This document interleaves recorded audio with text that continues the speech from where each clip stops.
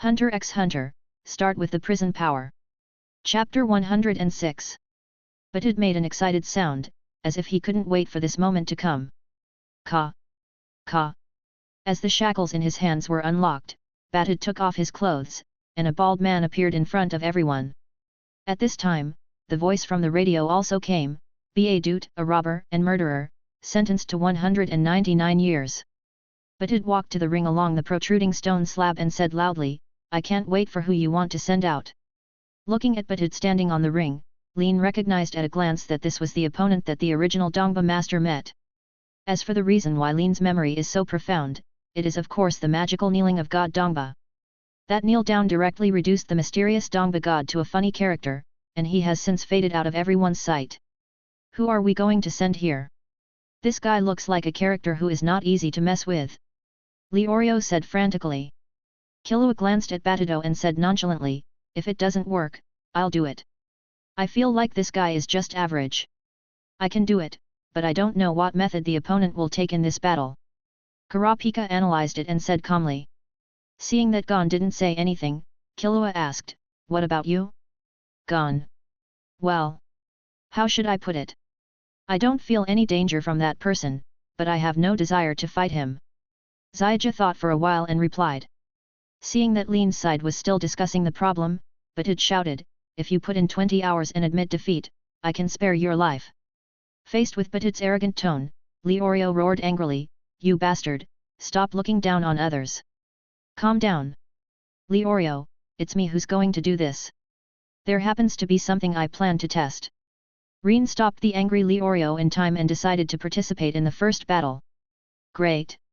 This victory has been won," Leorio said excitedly, changing his previous anger.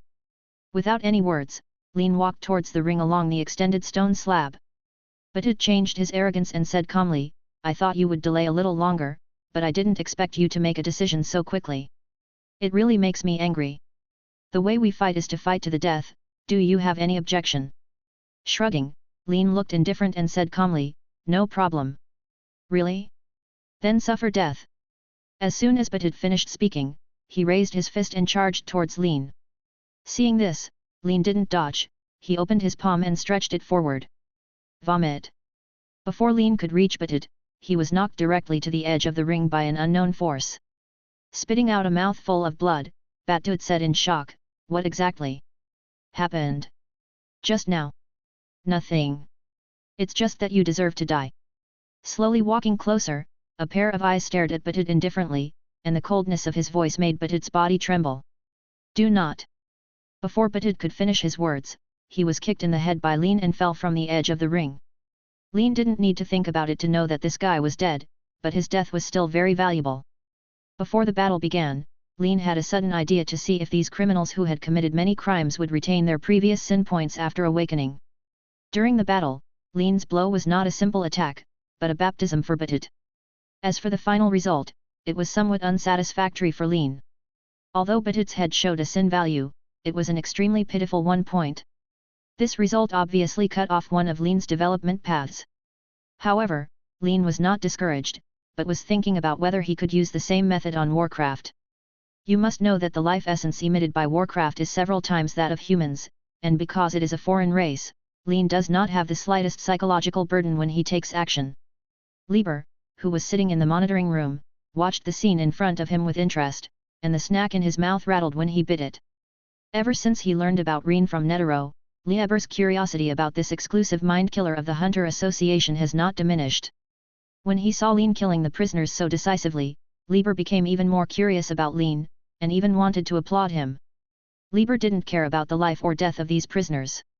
In terms of crimes, even if these people died 1,000 times, they would not be able to pay for their sins. On the other hand, Lin even felt a little fond of Lin because of how cruel he was to these prisoners. Obviously Lieber thought this was a sign of jealousy. If Lin sees this scene, he will definitely think of what he thought when he was in Pujin's prison. Every warden is a person with a story. He easily won the victory and also verified his idea. Lin did not stay in the ring for too long. After extending the stone slab, he returned to the viewing platform. "The rest is up to you." Lin, who returned to the viewing platform, said something casually, then sat aside and watched quietly. The second game is about to begin. I don't know what kind of criminal he will be. Kurapika mused as he watched a thin figure walking towards the ring. Leorio said easily, you can tell by the look of this guy, he must be an easy type to deal with. Don't take it lightly, Leorio. The criminals who can appear here must be exceptional. Don't be fooled by the sight in front of you. Kurapika reminded. Leorio naturally understood what Kurapika meant, and then said, then who should we send out? It'll be fine if I play. This time Zyja spoke up first and walked to the ring before anyone could react. Is it okay? Zyja. Kurapika said. Well, it's no problem at all. I didn't feel any danger at all from that person. Zyja answered confidently and turned to look at his opponent. Seeing that his opponent was a child, the thin man smiled and said, my name is Sato. You can tell from the look on my face that I'm not good at fighting, so I'm going to play a game with you. Game. Zyja looked doubtful, and then said, as long as the game is not too difficult, I can accept it. Sato smiled confidently and took out 2 different candles, one was extremely thick and the other was normal size. I hold 2 candles in my hand. You choose one. Whoever's candle is extinguished last wins. Sto explained the rules, then handed the candle to Zyja, indicating that Zyja should make a choice first. In the end, Zyja chose the thickest candle under Leorio's disbelieving gaze. Chapter 107. Seeing Gon's choice, Leorio looked in disbelief, pointed in Gon's direction and said loudly, there must be something wrong with the thickest one. Why did you choose it? Faced with Leorio's confusion, Zyja explained, choose the thickest one so it will burn for a longer time and not be easily extinguished. Leorio, hey! Seeing that Zyja had finished choosing, Sato started to laugh and thought to himself, sure enough, I guessed it right. There really are such people in the world. They are so innocent and pitiful. Leorio said angrily, damn it. That guy must have played tricks. It's okay Leorio, let's just watch quietly and trust Zyja. Lin gave a timely reminder. He knew that the current plot was exactly the same as the original work, and Zyja would definitely win in the end. Although most of the strengthening systems are one bone does not mean stupid, and it also has many unique advantages. Although Zyja fell into Sato's scheme, he was still able to adapt to circumstances and find solutions to difficult situations. Sure enough, after Zyja's candle was lit, a large amount of fire broke out, and the thick candle began to burn out quickly. In an instant, the mood of everyone watching the battle fell to the bottom. Leorio accused, you are obviously cheating, I demand a rematch. Hearing Leorio's furious voice, Sato chuckled, shrugged and said, this kid chose the candle, what does it have to do with me? You guy! Leorio gritted his teeth. At this time, Zyja walked up to Sato and blew lightly under Sato's doubtful eyes. Sato's candle was an ordinary candle, but Zyja blew it out in one breath. 1. Zyja said excitedly. Seeing this scene, Killua said excitedly, nice job, G. When Sato saw the candle being blown out by Zyja, he was stunned for a moment, and then said angrily, this game doesn't count, you are cheating. Seeing this, Zyja said innocently, we didn't say we couldn't blow out each other's candles. The rule is just to see whose candle goes out first, so I didn't break the rules. Damn it! Sato knew that there was nothing he could do to save his life, so he could only hold his head and rage helplessly. Along the protruding stone slab, Zyja walked in front of everyone. Leorio said happily, this way we have 2 wins, and we only need 1 win to pass. Leorio's words aroused everyone's sympathy, and they were very eager for the final victory. Killua walked up to Gon and praised, Gon, I didn't expect you to use that method. It's really amazing. Did you see that guy's expression? It's really interesting. Zyja replied slightly shyly, I just thought that since whose flame is extinguished first, I can just blow out his flame. Anyway, my flame can't be extinguished at all. When everyone heard this, they laughed ha. Ha. Finally, Zyja looked at Lin, who was sitting beside him. After Lin also noticed Zyja's gaze, he gave Zyja a thumbs up. This thumbs up is a compliment to Zyja's wit, and it is also the ultimate recognition of the sinister nature of father and son, Jin and Zyja. From this incident, it can be seen that it is not completely correct to say that the reinforcement system is the same. It can only be said that they are a group of people with different focuses and stick to their own principles. Just like Yungu, who is also a reinforcement type, in Lin's contact, he is a person with a strong sense of justice and a strong emphasis on tradition. In the original work, although Yungu accepted the assignment from the Hunter Association, he was responsible for teaching Gon and Killua how to use Nian. However, Yungu did not reveal his identity immediately, or even contact him secretly. If Gxi had not exposed the existence of Nian, Lin was sure that Yungu would not have taught the practice method so easily.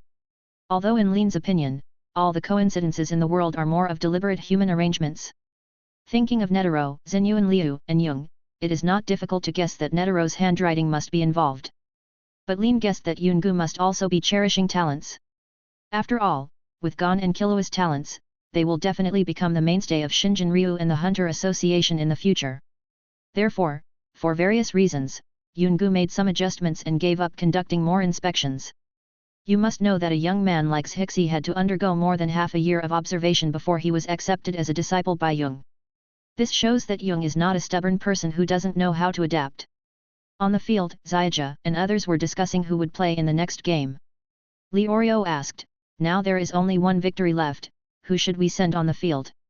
"Of course he is the one who is sure of victory. I will do this," Kurapika said with an affirmative tone.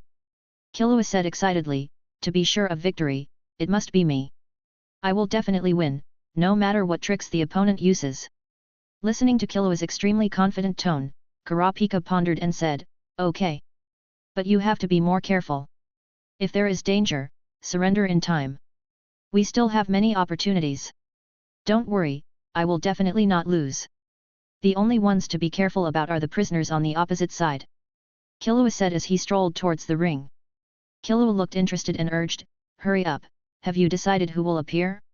Don't try to delay time." As soon as Killua finished speaking, there was a low laugh from the prisoner. "It seems we have been underestimated." While the prisoner was talking, he took off his robe. A man with an ugly face and rows of heart-shaped tattoos on his chest appeared in front of everyone. "Oh! I didn't expect my opponent to be such a strange guy," Killua said contemptuously. Hey! Hey! Hey!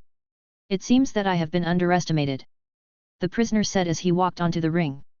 Looking at Killua in front of him, the prisoner said arrogantly, "I am different from the two half-hearted people just now. Have you seen the tattoo on my chest?" Then, the prisoner pointed to the tattoos on his chest and said, "There are 19 in total, which means that I have killed 19 people, and you are the 20th. Seeing the prisoner being so arrogant, Killua didn't say a word, and the expression on his face didn't change at all. Gon and others present also heard what the prisoner said, and they suddenly became worried about Killua. Leorio said worriedly, "It's going to be difficult to deal with now. You can tell by looking at this guy's face that he must be a ruthless character." Later, Leorio asked everyone, "Do you want Killua to surrender? This guy gives me a bad feeling." "No need. You can tell by the look on Killua's face that he doesn't take him seriously at all," Gon said easily. Kurapika said calmly, "Leori, don't worry too much. This is Killua's battle. I believe he will make the right decision. We just need to trust him." Hearing this, Leorio nodded, and then looked at Lin. Looking at Leorio's eyes looking at him, Lin said softly, "Leori, many things cannot be taken at face value. Some people look very strong, but in fact it might be an embroidered pillow." Ganja echoed, "Lin is right. I feel that guy is just fierce on the surface. I don't feel the smell of danger in him, and I believe Killua feels the same way. Is that so? Is that strange guy bragging?" Leorio guessed. Facing the prisoner who told about his glorious record, Killua said jokingly, "It's only 19, is that a lot? Your tone sounds like it's amazing." Chapter 108. Faced with Killua's words, the prisoner clearly felt Killua's contempt and said sternly, "My rules are very simple, just like the first game, we fight to the death." "As you wish." Killua shrugged and said nonchalantly. "Damn you brat, you dare to look down on me, I will make you pay the price." The prisoner growled and rushed towards Killua. Seeing the prisoner rushing towards him, Killua didn't panic at all, and there seemed to be a smile on his lips. During the prisoner's attack, Killua disappeared instantly and reappeared on the left side of the prisoner. Killua smiled teasingly and stretched out his left foot in an instant. The prisoner who was charging quickly was tripped out by the foot without being able to guard against it. After the prisoner was tripped by Killua, the powerful impact caused him to roll several times. After standing up again, he looked at Killua with angry eyes. Seeing the angry look in the prisoner's eyes, Killua joked, speaking so powerfully, "It turns out it's Silver Gunwalk's head who likes a useless guy. Damn little brat, don't be too proud. I won't take it lightly next time, and I won't let you die so easily." The prisoner's voice was filled with endless anger, and his eyes looked at Killua as if they were about to burst into flames. That is. Kurapika, who was watching the battle, saw the spider tattoo on the prisoner's back. His face instantly darkened, and his black and white eyes turned fiery red. "What's wrong?" Kurapika. Gon, who was beside Kurapika, immediately felt that Kurapika was not in a good state and asked. "That tattoo on the prisoner?" Kurapika's deep voice appeared, and the murderous intent in his voice was self-evident. "Tattoo?" Leorio was confused, looked at the prisoner carefully, and found that the prisoner had a tattoo of a 12-legged spider on his back. Zyja asked, "What's wrong with that tattoo?" Leorio said dubiously, "Is that tattoo the symbol of the Phantom Troop?" According to the legend, each member of the Phantom Troop has a 12-legged spider tattooed on his body. "Yes, that's right. That guy is most likely a member of the brigade, the executioner who killed my people. Damn it! Why wasn't I the one on stage?" Kurapika's voice was very low, and his fiery red eyes stared at the tattoo on the prisoner's back, unable to hide the murderous intent in it. Lin, who has read the original work, certainly knows that the prisoner is not a member of the troop at all, he just happens to have a spider tattoo. In the final analysis, Kurapika is too sensitive to the Phantom Troop. "Kurapika, calm down. There's no way that guy is a member of the brigade," Rin warned. After hearing this, Kurapika turned his head to Lin and looked into his fiery red eyes. Lin really wanted to say something, she is indeed one of the 7 most beautiful women in the world. Rin looked into Kurapika's eyes and explained, "The members of the troop are all A-level criminals. Look at how strong this guy is, how can he be a member of the Phantom Troop?" "You are too sensitive, Kurapika." After hearing Lin's explanation, Kurapika also found that he was blinded by hatred. Thinking about it carefully, Lin was right. In just a moment, Kurapika regained his composure and the redness in his eyes disappeared. "I'm fine, I made everyone worried," Kurapika said simply and continued to focus on the ring. Rin looked at Kurapika who had regained his composure, knowing in his heart that this was just Kurapika forcing himself to calm down. As for what he just said, Kurapika must continue to observe to confirm the correctness of his remarks. Facing the prisoner's provocation, Killua looked at the prisoner's murderous eyes and said, "Really? It seems you are preparing to kill me with your eyes. Asshole." Facing Killua who was still playing tricks on him, the prisoner's anger obviously reached its peak. "Don't die easily," the prisoner said, and rushed towards Killua faster than before. Killua didn't hesitate and rushed towards the prisoner. The figures on both sides intersected, and in the eyes of everyone, Killua seemed to have something extra in his hand. "Kid, I didn't expect you to escape this blow." The prisoner turned around with an even arrogant expression on his face.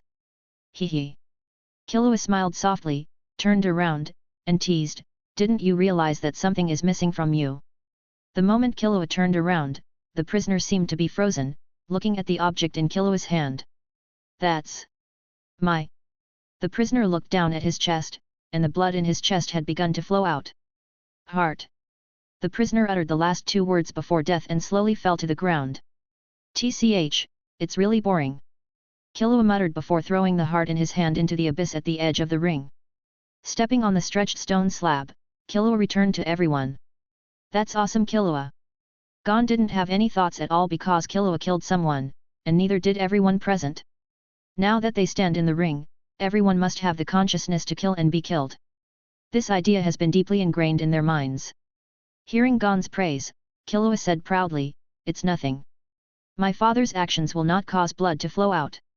I still need to continue to work hard." Leorio on the side said in disbelief, "Really? As expected of a killer family, can you teach me this trick?" Killua said nonchalantly, "Okay." And then started to demonstrate. When Killua demonstrated his method, Kurapika let out a breath.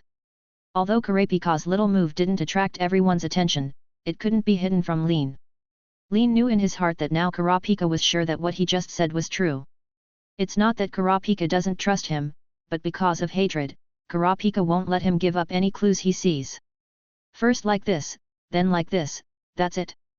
Looking at the display in Killua's hands, the way the hand bones were gradually deforming as they moved, Leorio broke out in a cold sweat and quickly waved his hands. Forget it, I guess I can't learn this kind of thing. Just as a few people were feeling the joy of victory, the sound of the radio appeared in everyone's ears. Congratulations on your 3 wins. Please leave the 4 of you through the exit on the left. Mr. Lean, please stay with these prisoners, I will wait for you in the control room. After Lieber finished speaking, the stone wall on the left slowly rose, and a stone slab connected the past road. Leorio asked, Hey! What's going on with letting Lean separate from us? Doesn't that mean that the assessment cannot be decided according to the majority? Oh! If you didn't tell me, I almost forgot, so. As Reb's words fell, Killua's watch flashed twice. This is it. Under everyone's doubtful eyes, Lieber's voice came again, because Mr. Lean is too strong, now we need to separate you, and it will be no problem to reduce one person's voting rights. I hope you can reach the bottom of the trap tower within the specified time. After Lieber finished speaking, the radio went silent.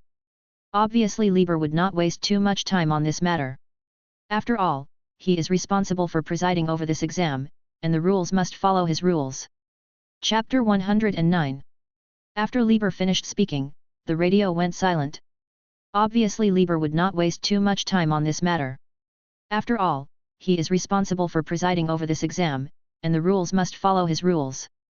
Lean looked at the spreading stone slabs and said to everyone, It seems that we are going to separate here, so see you at the bottom of the tower.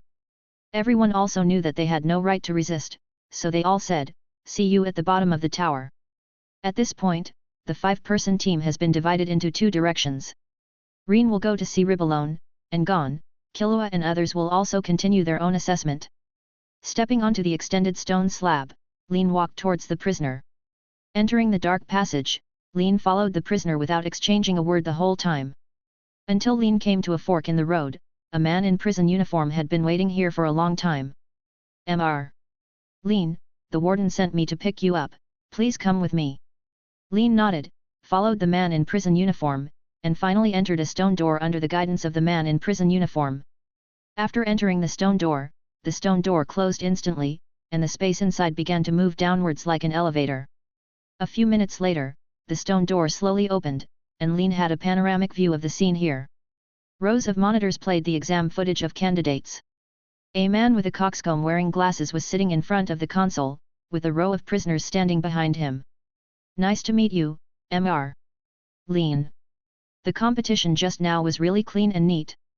Lieber greeted Lean as soon as he came up, and the compliment in his words was quite obvious. Lean said humbly, Warden Lieber thanked you. So, Mr. Lean, come here just to see me. Do you have any questions? Lieber asked. Lean said sternly, Warden Lieber, may I ask how many telepathic prisoners can be given to me under the guarantee of President Netero and the association? This question was completely unexpected by Lieber, and he immediately answered, based on the guarantee of President Netero and the Hunter Association, I can provide you with up to 7 prisoners. 7. Reen murmured. This result was far beyond Lean's expectations. Considering the strength of Netero and the Hunter Association, he expected to be able to provide at least 10 more prisoners. Now Lieber told him that only 7 prisoners could be extracted at most, which made Lean have doubts. Lean believed that there must be factors that he didn't know about. After all, Ribi was introduced by Netero, and it would be an understatement to say that he was a person he could trust, and he would definitely not put himself in trouble without any reason. Seeing Lean's silence for a moment, Lieber smiled and said, What? Mr. Lean, are you not satisfied with this quantity? Lean nodded and asked, in the name of the President's personal name and the Hunter Association, I think this number is a bit less. Hearing this, Lieber laughed haha and explained, Mr. Lean, it seems that you don't know much about protecting prisoners with telepathic abilities. Sure enough. Lean thought secretly in his heart and asked, it's really not clear. Please ask Warden Ribo to explain it to me. Lieber pointed to the chair next to him and invited, sit here and let's watch and talk. In fact, the things here are not complicated. Sitting next to Libo, Lean looked at the monitoring of Zyja and others while listening to Libo's explanation. Mr. Lean, you may not know that the prison where people with telekinesis are held does not actually hold many prisoners with abilities. Although bounty hunters submit bounty offers every year, most of them receive the bounty in the form of corpses or photos. Therefore, for V5 and the Hunter Association, prisoners with telekinesis are a very precious resource. Hearing this, Lin said thoughtfully, Warden Lieber, as far as you know, how many people with telekinesis are imprisoned in those prisons? Lieber pondered for a moment and said slowly, I don't know how specific it is, but the total number will definitely not exceed 300 people. Absolutely? Lin asked doubtfully. Yes, absolutely. Lieber affirmed. Then Lieber explained, this involves some confidentiality. I can't disclose the specifics because of professional regulations, but you can ask the president. Lin nodded and stopped asking further, and then said, however, I still feel that the value of the president and the association is not equal to the mere 7 prisoners. Faced with Lin's question, Lieber let out a low laugh and explained, Mr. Lin, do you think it is easy to take away a criminal with telekinesis? What is required is not only the guarantee of personal credibility, the license of V5 and the Hunter Association, but also a large monetary deposit. Every item is essential. After hearing Lieber's explanation, Lin's doubts were reduced by half, and he had a completely new understanding of the matter of guaranteeing prisoners. To sum up, telepathic prisoners are a resource for the Hunter Association and V5.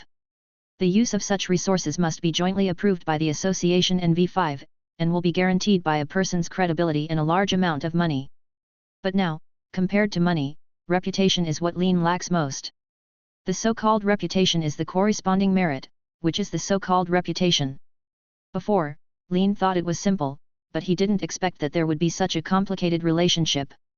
No wonder only 3 prisoners were given to Pukin's prison through the relationship of beating up the enemy Haka. After lowering his head and thinking deeply, Lin asked, Warden Lieber, I don't know how to guarantee a prisoner by myself. What is the procedure? Hearing this, Lieber was not impatient and answered in detail. The process is very simple, and the 2 most important points are strength and money. We are all professional hunters from the Hunter Association. With your strength and status in the association, the bean-faced people in the association can handle it. As for V5, there will be someone in the government who will handle this matter and will make a comprehensive judgment on your strength and credibility. Of course, you will definitely have to pay a favor fee. Finally, based on each prisoner's strength and crime, a comprehensive judgment is made to determine the amount of bond required. The pros and cons were explained in great detail and solved most of Lin's doubts. I understand, thank you, Warden Lieber. Lin said sincerely. Lieber looked at the surveillance camera in front of him, waved his hand and said, nothing, but you need to wait until the exam is over before you can extract the prisoner from me. I would venture to ask, Mr. Lin seems to have a high demand for criminals with telekinesis. Hearing Reber's question, Lin said calmly, I am a mind-killing master. And the price for my elimination of thoughts is that the mind beasts need to devour the criminals with the ability to eliminate thoughts to reduce the backlash caused by the elimination of thoughts. Chapter 110. Rien had already prepared the answer to the question asked by Lieber a long time ago. And everyone who asks this question is only trying to satisfy their own curiosity. As long as you give a corresponding answer on the basis of eliminating thoughts, you can easily get past it. That's it. It seems that Mr. Lin will be very busy in the future. Lieber sighed. Ian nodded and agreed, yes. With such complicated procedures, I might as well arrest the criminals myself. At least that way I can maintain social order. Oh. Mr. Lin seems to be ready to become a bounty hunter. This is indeed a good idea. Being Mr. Lin's nourishment is the last value of those scum. Lieber spoke while staring at the surveillance camera, but his tone of voice was quite excited, which showed that he was a man who deeply hated the criminals. Lin naturally knew what Lieber was thinking. In the world of full-time hunters, strength is paramount in one aspect, but it cannot be said that every person with strength is a bad person. There are differences in values. Everyone will eventually take a different path depending on their personality. The Hunter Association has many responsibilities, the most important of which is to maintain the stability of the group of people with telekinesis abilities. On the contrary, the meaning of V5's existence is to maintain the stability of ordinary social groups. It can be said that V5 and the Hunter Association are the 2 mountains that maintain the hunter world and human order. Both forces have merits in various aspects, but they are both stable within their own boundaries. No one has crossed the threshold, and there are only endless exchanges of interests. Under this kind of stable management, although there are endless criminals, there is no shortage of them. People like Lieber who hate criminals deeply are equivalent to maintaining a balance.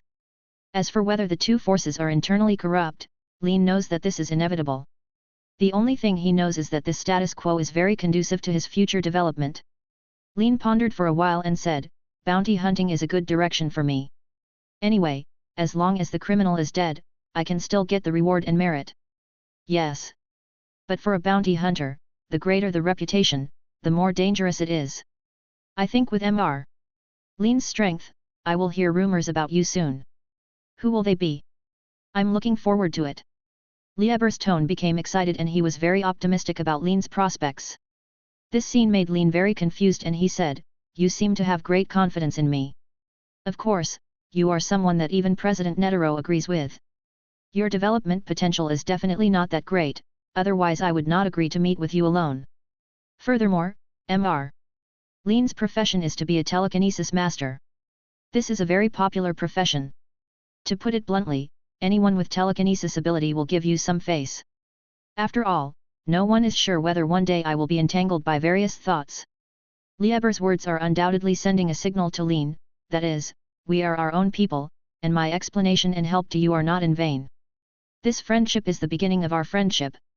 Of course, Lin was very clear about the relationship. After all, it was the connections brought by Netero. If he wanted to stabilize this relationship, he must also have corresponding value.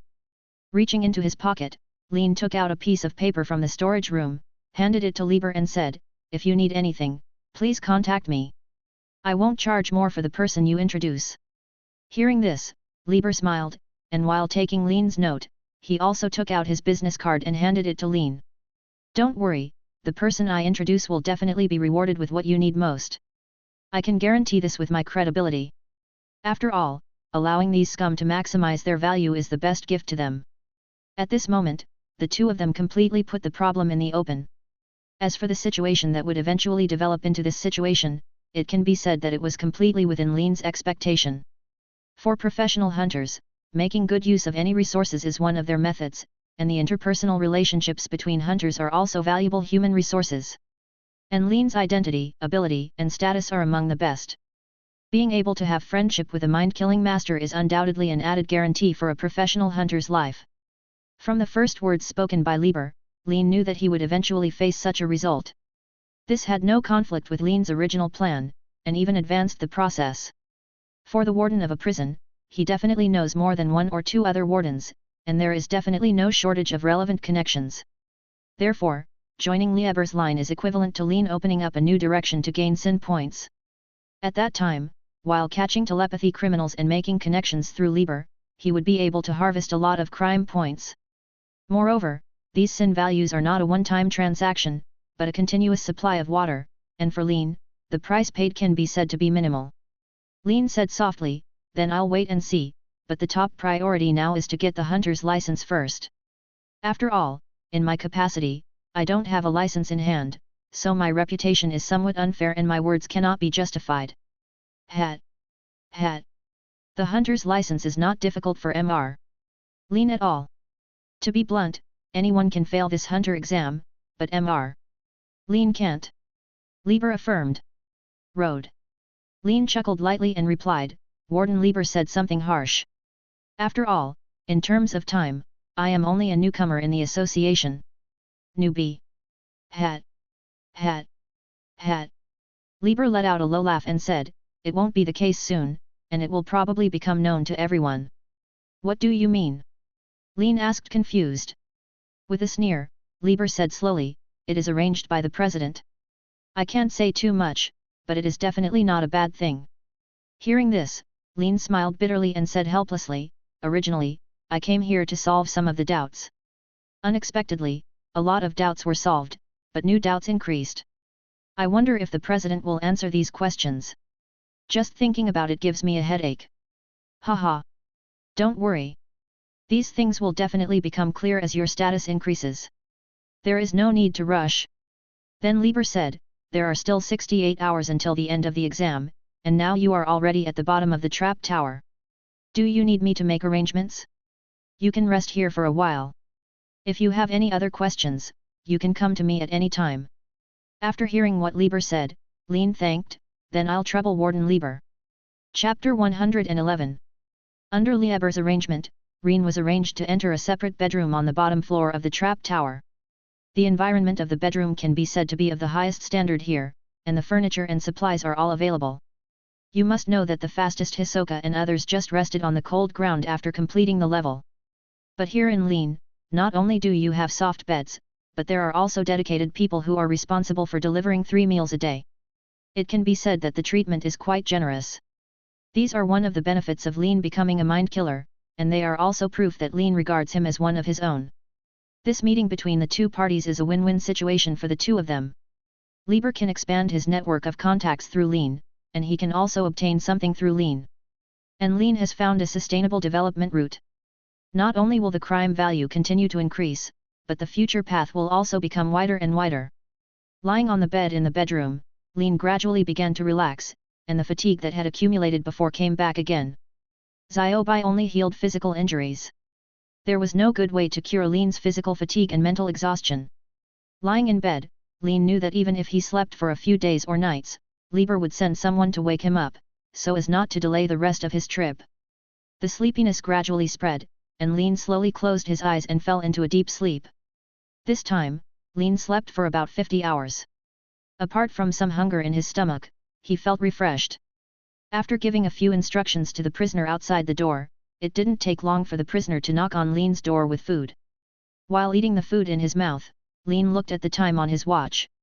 It clearly showed that there were about 16 hours until the end of the exam. There was still a long time before the exam was over, so there was no need to worry. Lin was thinking about what he was going to do next.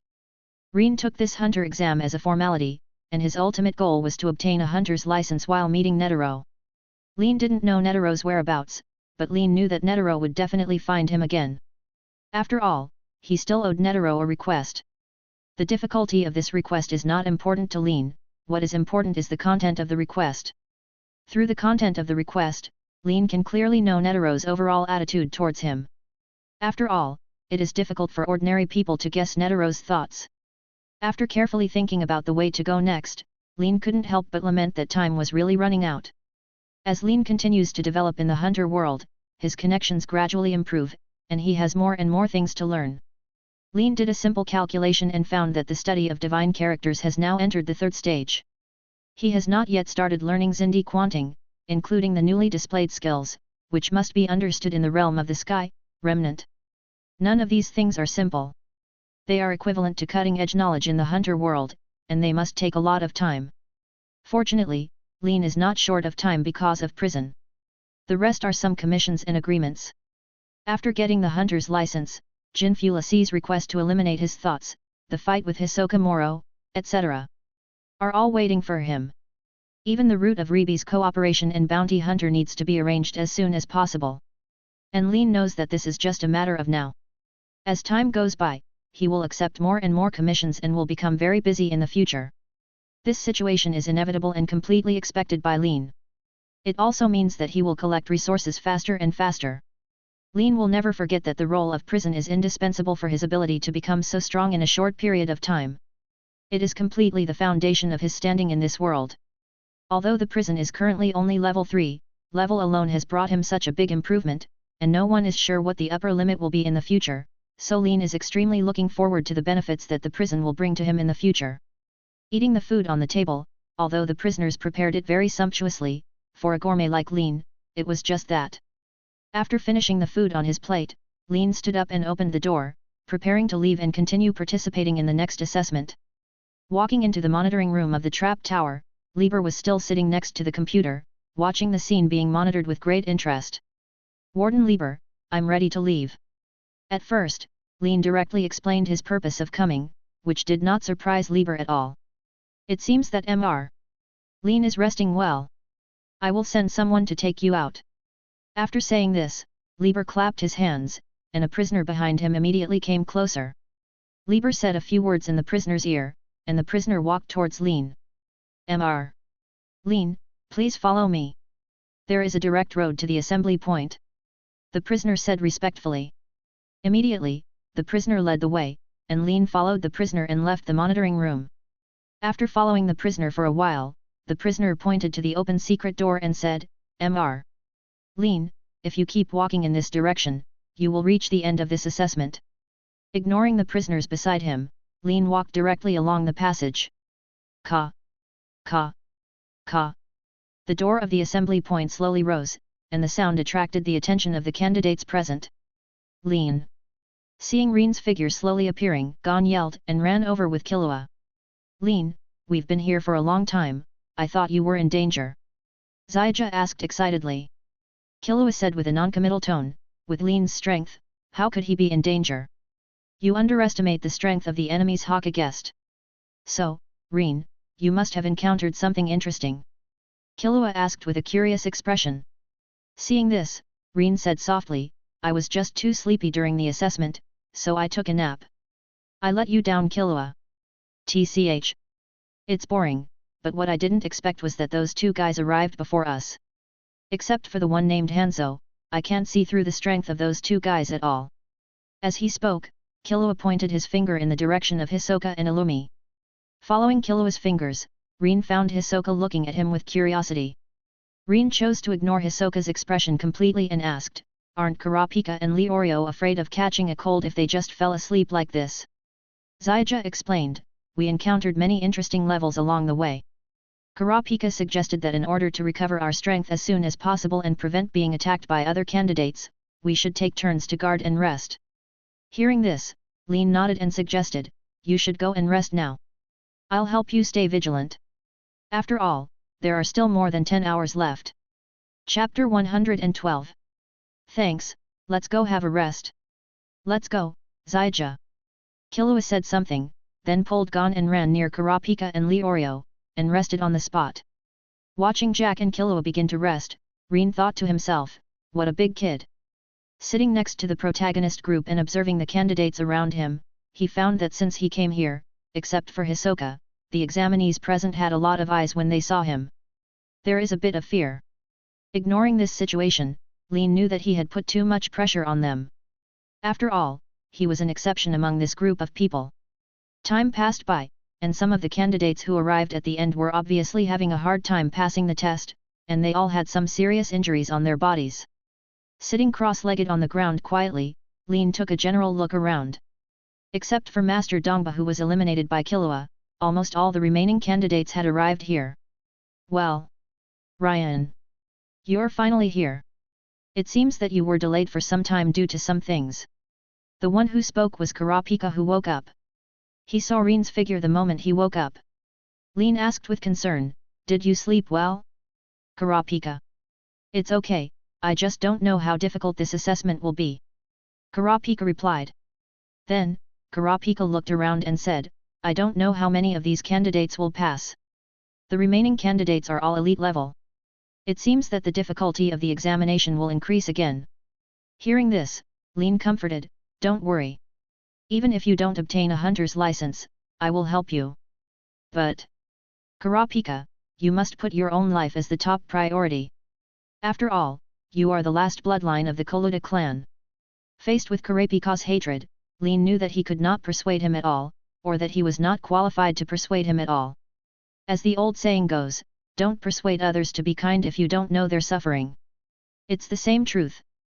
Kurapika was silent for a while, and then said, I know everything you said, but the empty eyes of the people tell me that I must avenge them. After what happened to the Koluta tribe, I have only two goals in life. One is to eliminate the murderer of the tribe, and the other is to regain the eyes of the tribe. For this, it doesn't matter even if I pay the price of my life, even if the bloodline of the Koluta clan is cut off. Hearing this, Lin knew that Kurapika had made up his mind, and this thought was so deeply ingrained that it was impossible to listen to anything.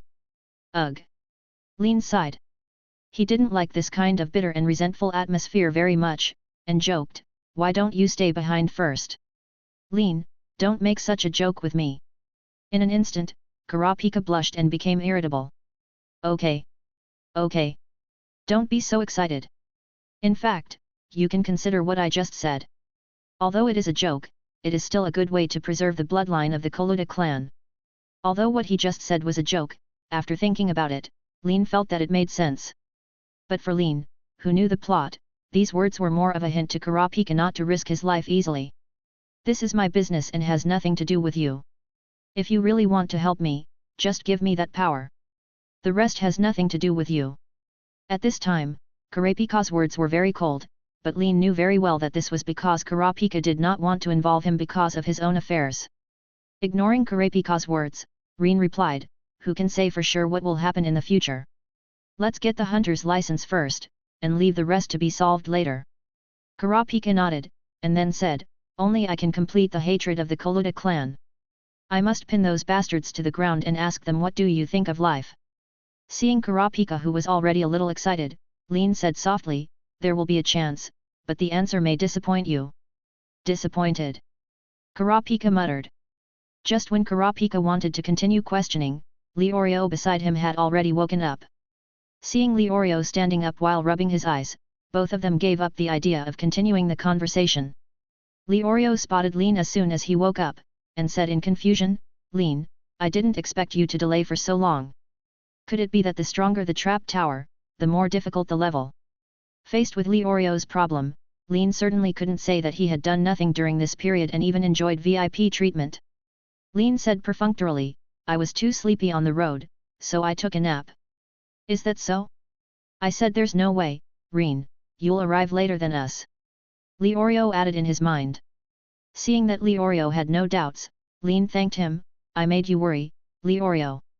Hearing this, Leorio waved his hands repeatedly and said hurriedly, you don't have to be so polite. After all, I have received a lot of care from you along the way. Polite? Lin replied, and then said, Zyja and the others will leave the vigilance to you. I want to do some things of my own. Seeing that Leorio and Kurapika agreed, Lin walked to a corner, took out a carving knife and wooden blocks and began to practice the divine characters. At present, Lin has learned the third stage of divine characters. This stage is to combine 189 basic divine characters to create more compound types. These divine characters are not only more powerful, but also more difficult to learn. According to the records in Jin's notebook, there are only 33 composite divine characters under Jin's research. This is the result of Jin's archaeology and self-research and development. Lin can completely understand this aspect. He doesn't know how many compound divine characters Jin knows from archaeology, but this kind of system is obviously more difficult to create than to learn. Fundamentally speaking, Lin guessed in his mind that the way of learning divine characters in the human world today is probably not a formal way, but just a wild way developed by knowing the functions of divine characters. This wild method makes learning divine characters more difficult, but the benefits are obvious. The control of mind and some delicate operations will be greatly improved. As for the true method of cultivating the divine word, Lin guessed that if it really existed, it would be found somewhere in the Dark Continent. The inheritance of knowledge is always the basis for the development and continuation of a race and will definitely be preserved. Even if it cannot be preserved, some clues can still be found during exploration. These clues will become important puzzle pieces, and through the endless wisdom of mankind, they will gradually become a complete power system. Chapter 113. Although Lin has expectations for the complete system of divine characters, he also knows very well that these are all things in the future, not current capital. The most important thing at the moment is to master the cutting-edge knowledge that is familiar with the current situation, integrate all available resources, and continuously improve your own strength. Gradually, the number of sawdust at Lin's feet gradually increased. Just when he began to forget himself, the sound of the radio appeared at the assembly point at the bottom of the trap tower. To all the candidates present, congratulations on completing the third test. Now please gather outside the tower. On the radio, Lieber's voice came, and the door to the outside world at the assembly point also rose. The candidates present had already had enough of the dark and closed environment at the assembly point. After seeing the stone gate rising slowly, they immediately got up and walked towards the outside world. The moment they walked out of the trap tower, the candidates who had already adapted to the dark environment couldn't help but feel the glare of the sun.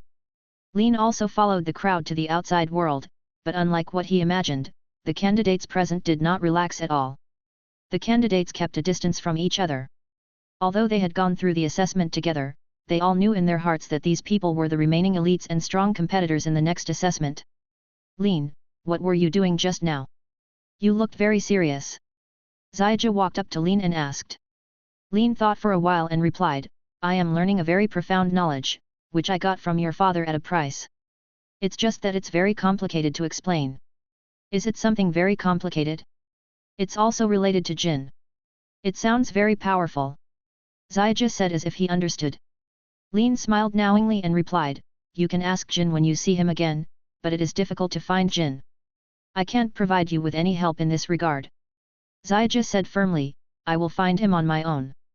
Actually, I don't have to find Jin, but I am really curious about Jin. I just want to meet him. I want to know what kind of person Jin is. After all, even Aunt Mit seemed to know nothing about Kim when she told me about it.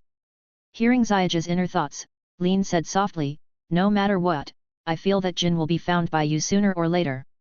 Believe me, through this journey, you will have more meaningful treasures than finding gold and harvesting. Well, I know Lin, the outside world is really interesting. When I meet Jin, I will tell him my story. Gon cast his gaze in the direction of Killua and the others, with a soft light in his eyes. It seems you know what I mean, come on. Zaija. Lin was very pleased with Zaija's intelligence. Of course, it would be great if he could change his arrogant personality. Unfortunately, Lin knew that was impossible. Zaija's stubborn character and sharp personality completely represented his sincere feelings. At this time, Lieber, who had been in the monitoring room, came to the scene and immediately attracted the attention of the candidates present. Dear candidates, I am the examiner of the third test, Lieber. First of all, congratulations to everyone for passing this exam. Now, please take the airship behind me to the next exam location. As Ribber spoke, the airship flew out from the bottom of the cliff behind Ribber and landed in the open space next to the trap tower. Ah!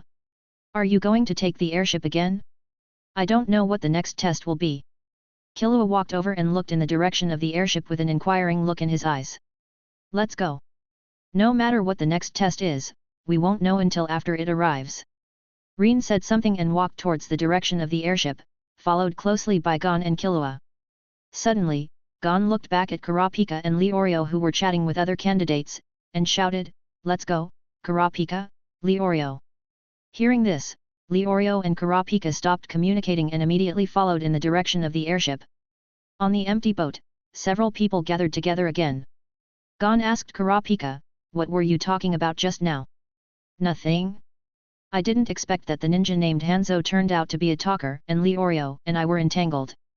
Kurapika's tone was full of helplessness, and it seemed that he was not in a good mood at the time. Yes. The chirping is really annoying. Even if you lose your temper with him, he is very happy, just like a candy. Leorio also agreed. Killua sighed, this world really has everyone. I didn't expect a ninja to be a talkative. It's really interesting. At this moment, everyone nodded in agreement, and Lin then said, maybe he was driven crazy because of the rigorous training. I guess he can't get rid of this problem. Try to stay away from this guy in the future. It was obvious that Lin's words expressed everyone's thoughts, and everyone began to discuss it, and of course more of them were discussing the candidates present. Lin didn't say much in it, just a few words. On the other hand, Killua was the most talkative, and he even made some comments about Illumi who was acting strangely. The general content is that Illumi is really weird. He can't see through his strength without telling him. All the behaviors he shows are worth complaining about. I have not forgotten to remind everyone that if they encounter Hisoka and Illumi in the next assessment, they must stay away as soon as possible. Seeing this scene, Lin couldn't help but become curious. What would Killua's expression be like at this time if he knew the true identity of Illumi and that he was his dear eldest brother? Thinking of this, Lin couldn't help but turn his head and look around. After finding that there was no figure of Illumi, he felt a little relieved for some reason. Killua noticed something strange about Rin and asked, What's wrong? Rin, is there something wrong around you? No, just observe the surroundings. After all, it's not good for us to discuss others like this. It will be very embarrassing if we are caught by the person involved. Rin said casually. Hey hey. Killua chuckled a few times and said confidently, You are too careful. I think with your strength, even if these guys hear it, they won't dare to do anything to us. Hearing this, Lin didn't say anything, and complained in his heart, You won't do anything to me, but if your big brother hears it, it won't be a question of whether I am strong or not, little brother. Time passed quickly as everyone chatted, until Kurapika discovered a different scene through the window of the airship, which attracted everyone's attention. Looking down from the airship, the surrounding area has changed from the endless sea to an area of sunken ships. Seeing the appearance of this scene, some thoughtful candidates immediately began to wonder whether this area was related to the assessment. As the speed of the airship continued to slow down and the altitude continued to decrease, all the candidates present knew that this was the location of the fourth test. Chapter 114. Seeing the scene in front of him, Lin, who was familiar with the plot, knew that this was the assessment point for the fourth exam, called Battleship Island. This level is not difficult at all for Lin, and can even be said to be a waste of time, so he is not prepared to participate in this assessment. As the airship lowered its altitude, the couple on the warship also spotted the approaching airship. "Bana, it seems our guests have arrived." "Yes. I didn't expect it to be so fast. It seems that the quality of this batch of candidates should be pretty good." As the couple talked, the airship slowly landed on the deck of the warship. The door of the airship opened, and the candidates walked down one after another, their eyes constantly looking at the couple standing in front of everyone. At this time, the candidates who have gone through several assessments are very clear in their hearts that the person who appears in this situation must be the examiner. "Dear candidates, we are the owners of the only hotel on this island. My name is Bana." Then Bana introduced to her husband beside her, "This is my husband, Gina." Seeing the two people in front of them, the candidates present had many questions, and they all stood up and started asking. Bana's attitude was very polite and she was not bored by the candidates' questions and answered them one by one. Afterwards, Bana introduced, "Now I will inform you of the information conveyed by the Hunter Committee. All qualified candidates, thank you for your hard work for the third test. The next test, the fourth test, will be held in 3 days. In these 3 days, all candidates can enjoy a good rest here." Hearing Bana say that they can take 3 days rest, all the candidates felt relieved while having doubts in their minds. After all, as the examiner of the fourth Hunter test, the possibility of Bana lying and deceiving everyone present was basically zero. The candidates present gradually relaxed and began to enter the warship to choose rooms to rest. "Please wait a moment, candidates." At this time, Bana stopped the advancing candidates and stood in front of them to explain. "Dear candidates, since we are in the hotel business, we naturally have to charge a certain amount of money. So if you check into the hotel, you must pay a deposit of 10 million guinea." Hearing this, the chatty ninja Hanzo immediately complained, "How can it be so expensive? You must be trying to blackmail us. Besides, we are taking an exam, how could we carry so much money with us?" "Us." Hanzo gave full play to his chatty nature and talked a lot, leaving Bana standing in front of the candidates unable to say a word. Seeing this scene, Lin wanted to laugh a little, and complained in his heart, "Hanzo, this guy, is definitely a good bargainer." Hanzo's complaints can be said to express the thoughts of most candidates one by one. However, as time goes by, the examinees present gradually look at Hanzo strangely. Killua came to Lin and complained, "Isn't this guy thirsty? Although I have seen a lot of weirdos, this kind of thing is really unacceptable." Hearing this, Lin didn't want to waste too much time here and walked forward alone. Seeing Lin coming over, Hanzo, who was talking endlessly, suddenly stopped talking and looked at Lin in front of him with a puzzled expression. Lin looked at Bana and said calmly, "If you have any requests, just tell me. It seems that there are really sensible candidates." Bana praised. Then he said, "As you can see, there are sunken ships all around, and there are many treasures in these sunken ships. Please examinees, please salvage the treasures. My husband will calculate the value and arrange a place for you candidates to rest based on the value." Hearing the word treasure, Leorio's eyes lit up and he said, "Are there really valuable treasures in these sunken ships? Priceless ones?" Seeing Leorio's situation, Lin knew exactly what Leorio was thinking. In order to become a doctor, Leorio had to take the Hunter exam, which has a very high mortality rate. But if he could get a large amount of money, Lin was very sure that Leorio would give up the test without hesitation. Of course, there are many priceless treasures, but the specific value depends on what kind of thing it is. Gina answered. Leorio said excitedly, "Great! I choose to camp and quit the exam after getting the treasure." "Idiot!" Karapika whispered. "Karapika, what do you mean?" Leorio said angrily as he didn't understand why he was scolded. "Leorio, please understand the current situation. We are taking the Hunter exam. Do you think the treasure you found can be taken away? This is obviously just a task for the fourth test. After all, identifying various treasures is common sense for a professional hunter. And you can imagine the idea of camping. We are on an island. Let's not talk about the food problem. Fresh water alone can become a fatal problem. As Kurapika explained, Leorio felt a little embarrassed and couldn't help but feel ashamed of his naive thoughts, but this shame only lasted a few seconds. Seeing this, Bana said, "Now that the problem has been explained to everyone, please come here to find us after you find the treasure." After Bana finished speaking, the candidates present dispersed and went to salvage the treasures from the sunken ship. Watching the candidates leave, Bana looked at Lean and asked, "Won't Mr. Lean go look for it? If it's troublesome, I can give Mr. Lean a key to the first-class warehouse." Hearing this, Lean asked, "Have you heard of me? Mr. Lean is a big shot. Although the association has not announced it, don't underestimate the circle of hunters." Bana explained. Lean thought for a while and replied, "No, I don't plan to live in it. I'd better go camping." Since Mr. Lean has chosen to camp, I won't say anything more. This is the contact information for my husband and I. Please contact us if necessary. I am an ancient writing hunter, and my husband is a treasure hunter. He is very good at appraising and selling ancient writings and antiques. After introducing herself and her husband, Bana handed Reen a note.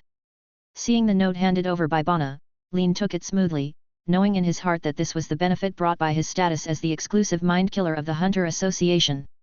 Seeing Lean take the note, Gina on the side said with a smile, "Please take good care of Mr. Lean in the future." Hearing this, Lean nodded and asked in a low voice, "Are these sunken ships and treasures the product of your telekinesis ability?" Chapter 115.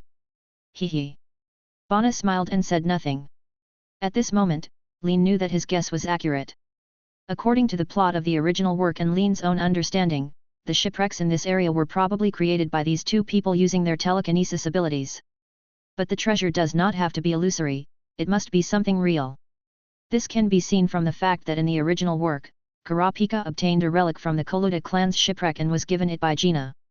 However, if you think that these treasures can be taken away casually, then this person is really too naive and does not take people with telekinesis abilities into consideration at all. The significance of the existence of these treasures, Lean guessed, in addition to Gina's hobby, is likely to have an increasing effect on combat. After all, treasure hunting is also a high-risk profession. Lean didn't know the specific effects. The abilities of people with telekinesis were all kinds of weird. Unless he could tell what was strange about it, even if others guessed it through experience, they could only know a rough idea. Then we'll have a chance to meet again. I need to leave now. Lean said goodbye as he stuffed the note into his pocket. Bana pointed to the island where Warship Island was docked, and warned, "Actually, the supplies on this island are very sufficient, but within 3 days, there will be a storm here, and it will be very dangerous on the island. Please be more careful." Hearing this, Lean nodded, then left here and entered the island. Looking at Lean's disappearing figure, Gina sighed, "What a great young man, his future is limitless." Yes. He is the only one who has investment value. Not only us, but also the senior leaders of the Hunter Association and V5. I think the same is true. After all, having friendship with a mind-killing master who is also a very powerful mind-bending master is a rare thing. Bana was also a little emotional. She didn't expect that this time when she was entrusted by the Hunter Association to become an examiner, she would meet the Hunter Association's exclusive mind killer to participate. This alone was not in vain. While Gina was chatting with Bana, Lean had already gone deep into the island, observed the surrounding situation, made sure that he was not being watched, and entered the prison with a thought. In the warden's room of the prison, Lean picked up the alarm clock on the table, roughly estimated the time, and set the alarm for 68 hours. Regarding the Battleship Island test, Lean felt that there was no need to participate at all, as long as he showed up within the specified time and participated in the rest of the test. Taking out the phone number Bana gave him, Lean skillfully recorded it into his phone. This was a human resource he could use in the future.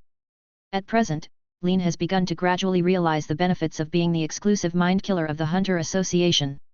He really has a 3-point reputation wherever he goes, and he is as pure and sweet as a cake. Once again, I was thankful for the path I had chosen out of desperation, but I didn't expect that the current development was far beyond Lean's expectations.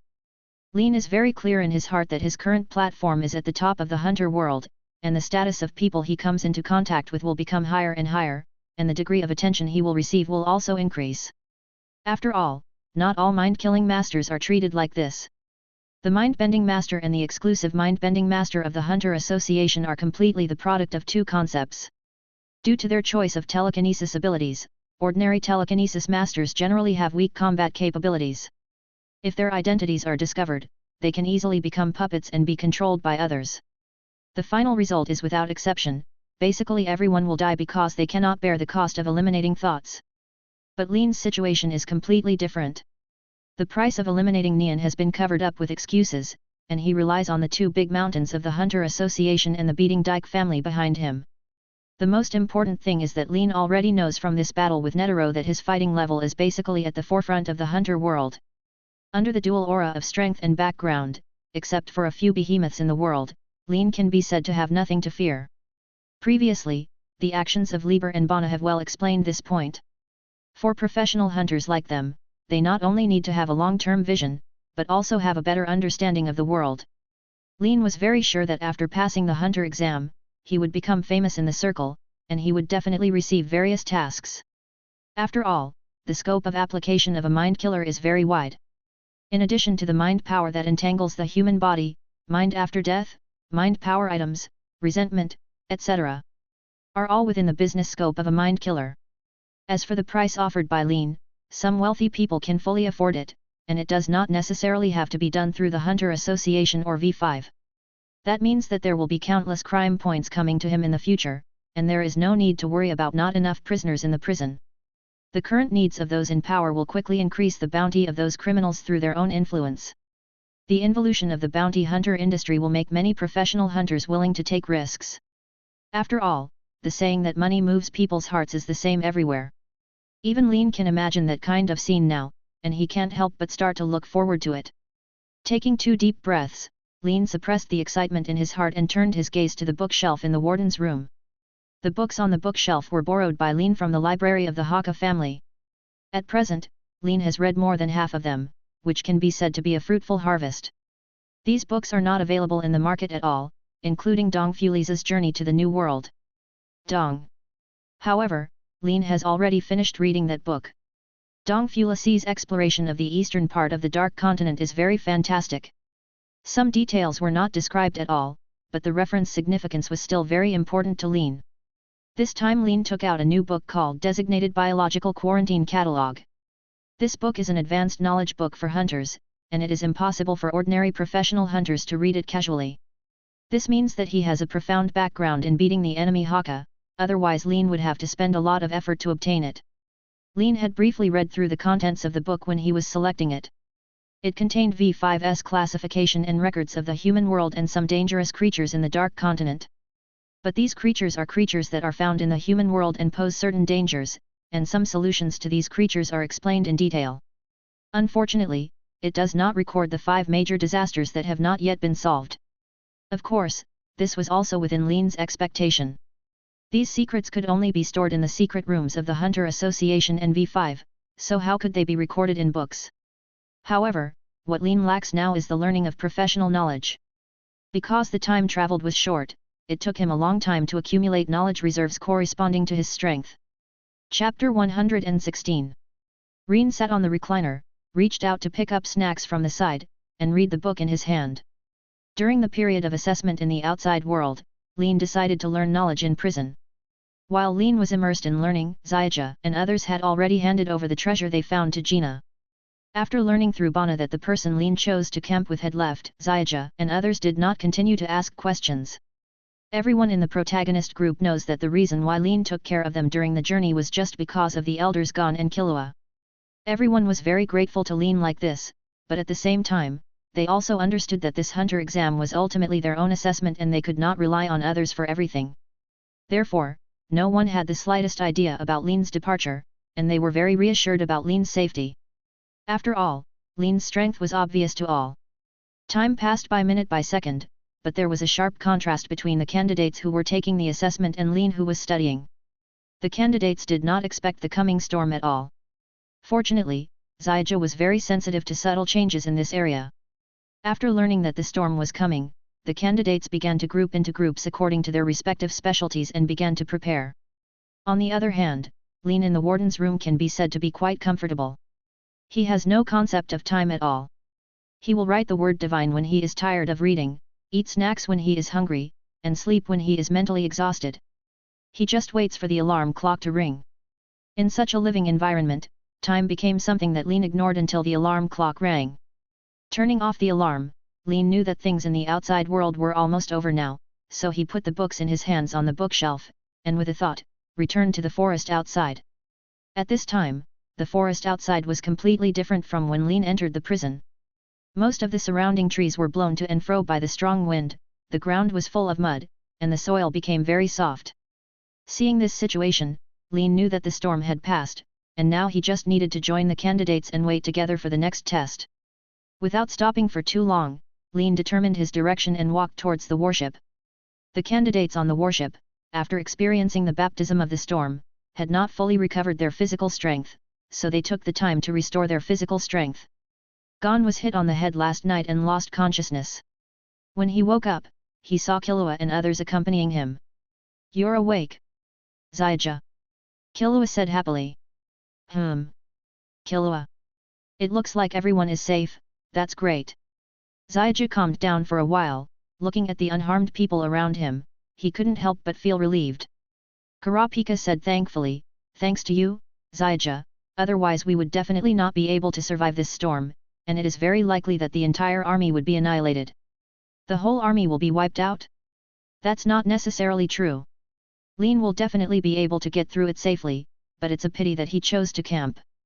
Leorio's words were very confident in Lin, but everyone could hear a hint of worry in his words. "Don't worry, Rin will be fine. This is a very simple thing for him," Killua said. Hearing this, everyone nodded. Kurapika advised Gon to take a rest, and then he and Leorio left here, leaving Killua sitting aside, slightly bored. Gon saw Killua's look and said thoughtfully, "Killua, actually you don't have to accompany me, I'll be fine." "It doesn't matter, I have nothing to do anyway," Killua said casually, and then said, "I didn't expect that the hunter exam would include natural disasters as a test question. It's really insidious. If we hadn't worked together to pass the test under limited conditions, I would have had to work hard on my own." Listening to Killua's words, Gon said, "Don't say that, Killua. After all, this is also a test of our cooperation ability. Of course I know this, but this method is also very interesting. If I do it again, I might change the method," Killua said indifferently. "Right. I didn't expect Killua to think the same thing as me, I feel the same way." After Gon finished speaking, he and Killua looked at each other and smiled. While the two were talking, the door to the room was opened, instantly attracting their attention. Lin opened the door and walked into the room, looked at the two people in front of him, and said softly, "It seems that you guys had a great time chatting." "Lion!" Gon and Killua said excitedly, with unstoppable joy in their eyes. Lin walked to Zyja's bed, looked at Zyja with a bandage on his forehead, and asked, "It seems that you have not had an easy time while I was away." "It's okay.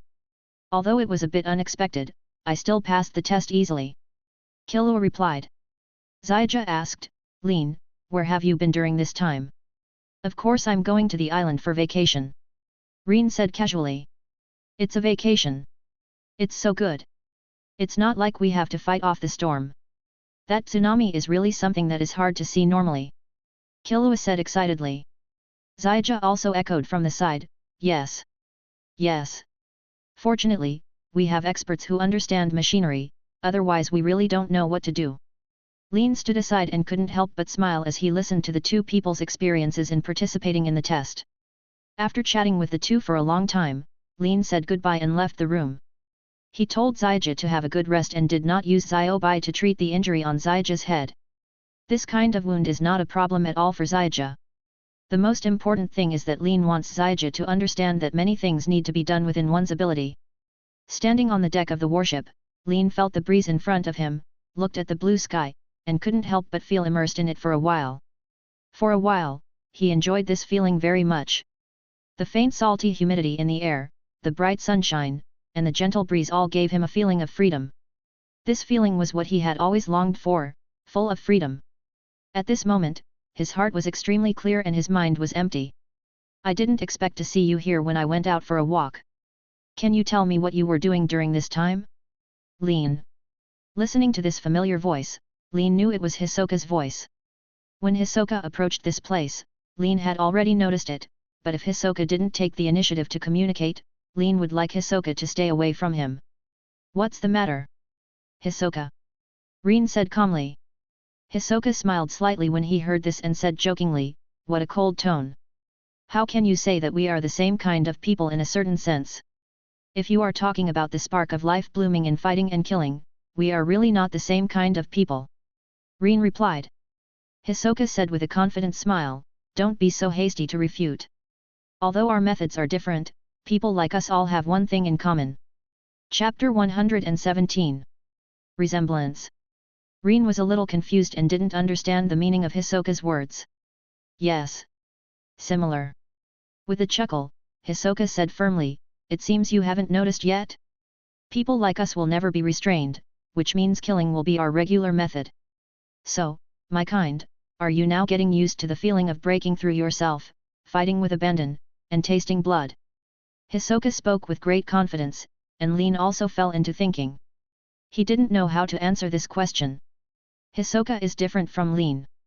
Hisoka is a native of the hunter world and comes from Meteor Street, where the living environment is very dangerous. Lin, on the other hand, has no experience of living in the hunter world at all. He was born in the new century and grew up under the red flag. The education in his mind has nothing to do with the hunter world. Rin believed that if he were born in Meteor Street and in that harsh environment, his character might not be any better than Hisoka's, and he might not even be able to achieve Hisoka's achievements in some aspects. Unfortunately, Lin has not experienced these things. His own advantages, apart from the prison similar to Goldfinger and his understanding of the original work, the only foundation for his success is the various knowledge he mastered in his previous life. Because of this knowledge, he can focus on improving his own strength and develop interests and relationships as a supplement. It wasn't until he was in his current situation that Lin could do something and not feel so passive. However, as Lin grew up along the way, although he could speak with a clear conscience, it was undeniable that his hands were already stained with blood.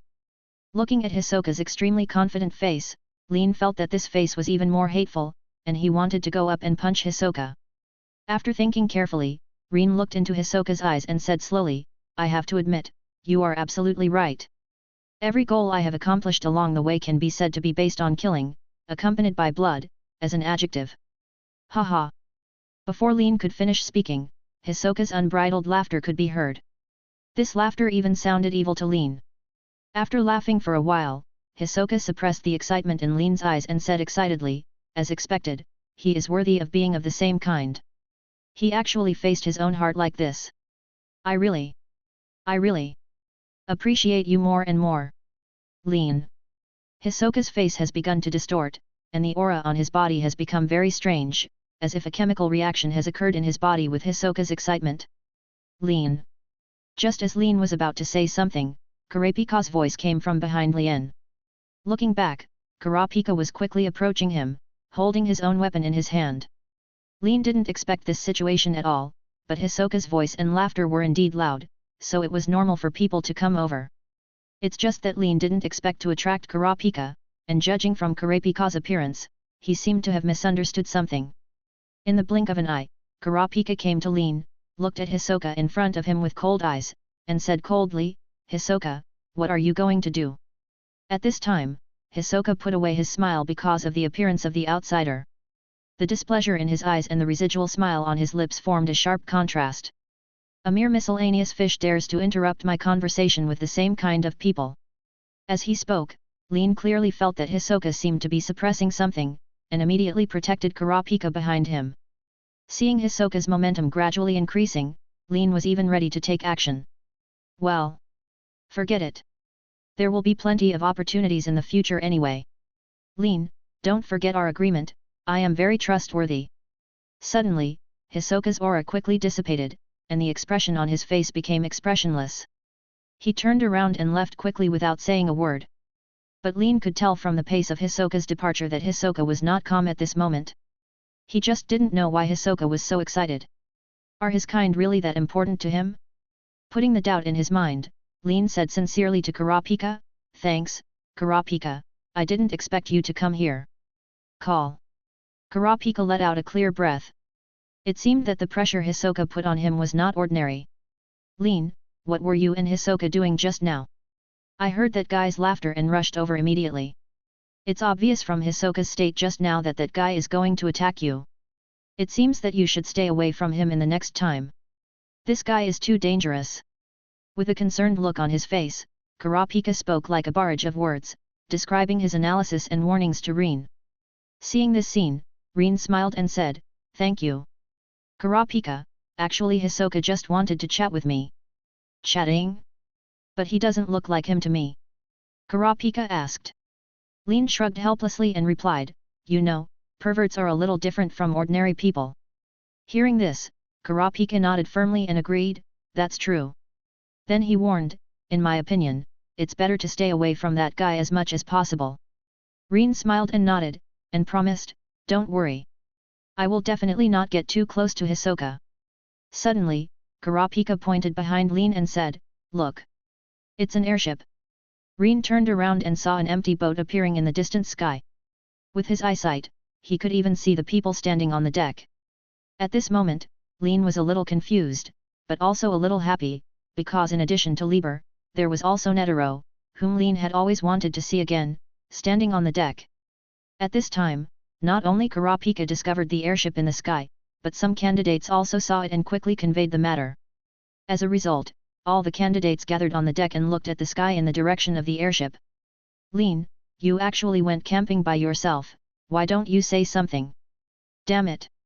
I wanted to go with you too, but it's a pity for my treasure." As soon as he saw Lin, Leorio kept complaining, as if he had lost hundreds of millions. Killua became interested on the side and joked, "Leori, the treasures you are talking about, do you mean those expired cannonballs?" Everyone laughed when they heard Killua's words, and they found it very interesting when they thought about the treasures that Leorio handed over. Rin on the side chuckled a few times, looking in the direction of the airship, and secretly determined in his heart that he would never let Netero go easily this time, even if he had to pay some price for it. And Lin knew that Netero did not appear in this section of the original work. That means that Netero's early appearance this time is very likely to come specifically to find Lin. Chapter 118. It happened that Lin had too many doubts that needed to be answered by Netero, and Lin also believed that Netero would definitely expose his original purpose this time. As for what Netero would ask for, Lin had already made a rough guess after thinking about it for a while. As for whether this guess is accurate, we have to wait for Netero to announce the final answer. In the eyes of everyone, the airship slowly landed on the island next to the warship. Ribi and Netero took some staff and slowly got off the airship. Netero had been following Ribber since he got off the airship. It was obvious that Ribber was taking the lead in this scene. Seeing the examiner of the Hunter exam come out, the candidates present rushed towards the airship. It was obvious that these candidates had been waiting for a long time. "Let's go there too." Rin said something and walked towards the direction where the airship landed. On the beach of Battleship Island, Lieber stood in front of all the candidates and congratulated, "To all the candidates present, congratulations on passing this test. Now please board the airship. We are about to go to the assessment location of the next exam. Every room on the airship is available for occupancy. Sufficient food and medical supplies have been prepared for all candidates. Candidates can use them at will. However, before boarding the boat, Mr. Netero, the president of the Hunter Guild, will announce something." After Lieber finished speaking, everyone's eyes were focused on Netero, and their minds were thinking about what the president in front of them needed to announce to their group of candidates. Cough. Cough. Netero cleared his throat, looked at the candidates present, and said slowly, "Actually, my purpose of coming here this time is very simple, just to take away one person. Ryan Purst, your exam is over." Hearing this, Lin had questions in his mind. The candidates present also had different expressions, wondering what the situation was. Lin looked at Netero. He really didn't understand what the president meant, and he couldn't help but cursed in his heart, "What the hell is this old naughty boy doing? Does he still think that I don't have enough troubles?" But after Netero said this, he did not continue. Instead, he looked at Lin, as if he wanted to see the expression he wanted to see on his face. "Hey! You guys must give me a reasonable explanation for why you want to end Lin's exam. When Leorio heard that Lin was disqualified, he began to express his dissatisfaction, even in a desperate manner. Leorio, calm down. Zyja hurriedly tried to dissuade him. Seeing this situation, Karapika on the side said loudly, quiet. The president has not finished speaking yet. I believe that the Hunter Association will never make unreasonable demands. After Karapika's words, the scene immediately became quiet, leaving only Netero and Lin looking at each other. Sudden. Hat. He is such a calm kid. I expected to see some other expression on your face and maybe ask why.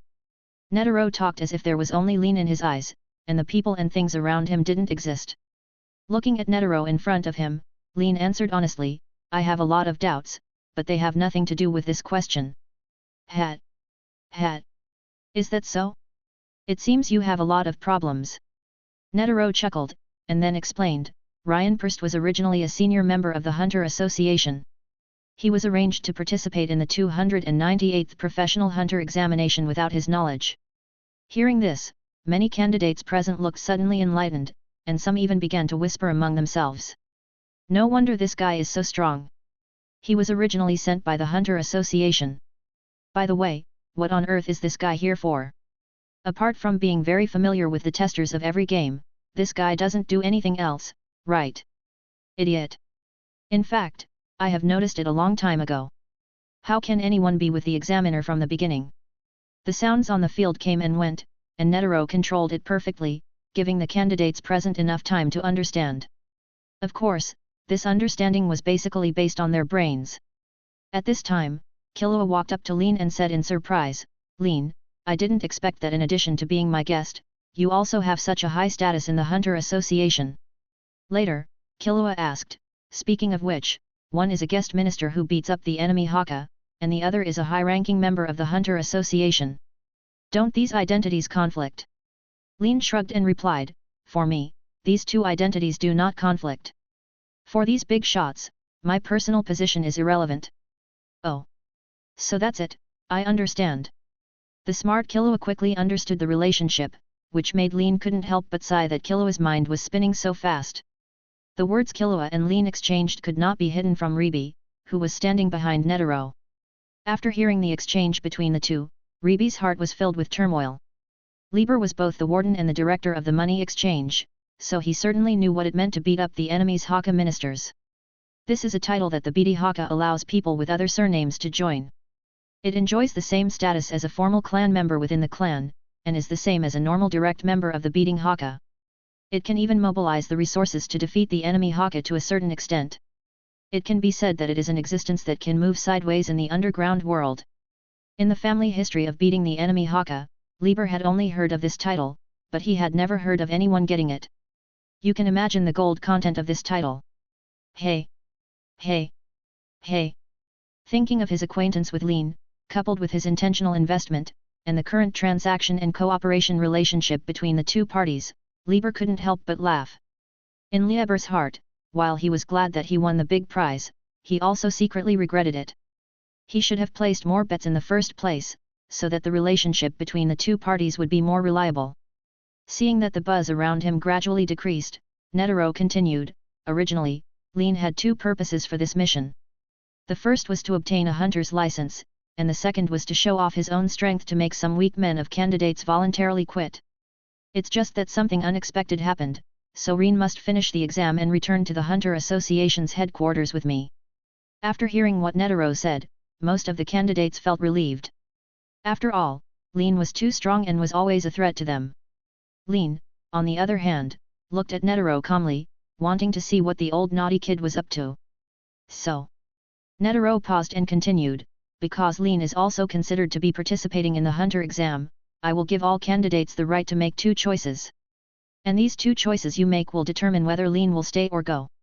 Chapter 119. After hearing this, the candidates present gathered their energy and were very curious about what kind of choice Netero would ask them to make. Netero stretched out a finger, looked around at the candidates present, and said slowly, for the first choice, Rin defeated all the candidates and became the only one who passed the professional hunter assessment.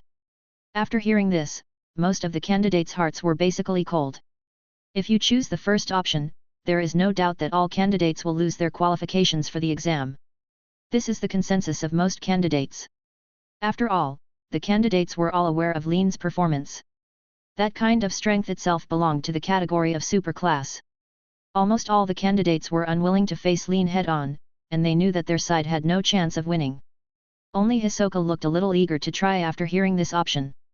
He subconsciously stuck out his tongue and licked the corner of his mouth.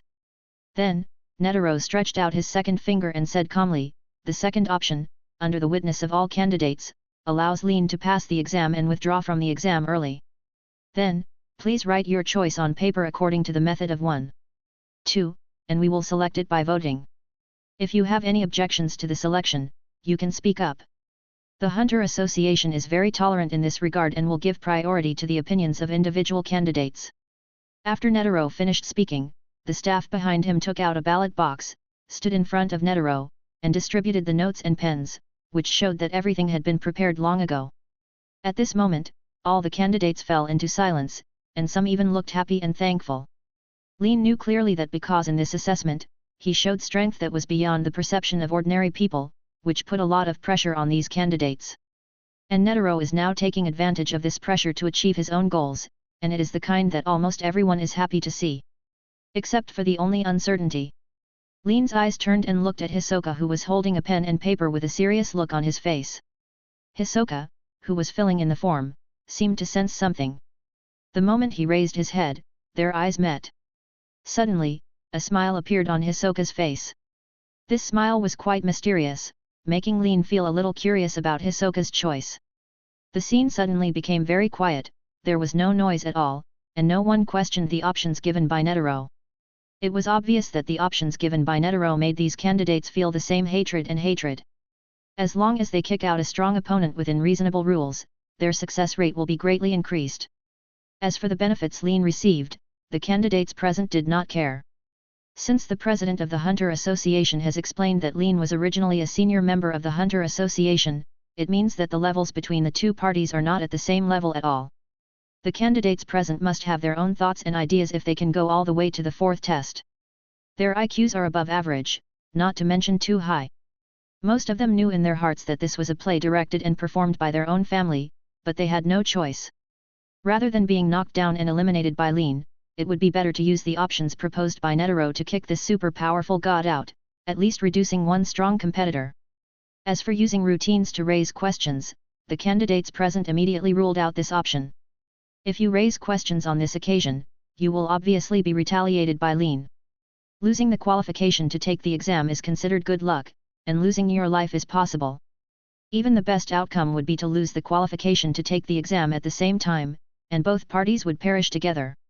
It's just that Lin can afford to lose, but the candidates who passed the difficult selection cannot afford to lose. Who knows if they can make it to the fourth level next time? Old God Netero stood behind the ballot box, watching every candidate who had written their votes and put their votes into the box. Lin saw all this, and he didn't say anything. He looked at this incident completely from the perspective of a bystander. From a normal perspective, whether or not you pass the exam is entirely a matter of Netero's words, so there is no need to bother. Even when Lin agreed to become the exclusive mind killer of the Hunter Association, the Hunter's license that belonged to Lin could be issued to him. However, based on the current development of the situation, Lin guessed that there was probably an accident on Netero's side, that is, Netero encountered something beyond his control. As a last resort, Netero had no choice but to change his previous plan and come here to perform such a play. If combined with what Netero said before, that he needs to go to the Hunter Association headquarters with him, then the cause of this incident is likely to come from within the Hunter Association. As for any internal problems that required Lin's presence, Lin didn't know the situation and wasn't worried about the twists and turns. He is just a mind killer. Although he is barely considered a high-ranking member of the Hunter Association, to put it bluntly, he has no right to speak. He is just a position with a high reputation but no real power. When Lin took over this position, he knew that if he wanted to secure this position, he would have to rely on his mind-killing ability to sell favors and exchange favors for a certain right to speak. If Lin develops well, he will probably be the strongest user with the face fruit ability in the Hunter world. When the time comes, if Lin says, "Give me Lin some face," countless people may become contenders for this favor. As for Netero's current actions, in Lin's opinion, it is obvious that the old man has lost his temper, and this series of things has happened because of the public opinion.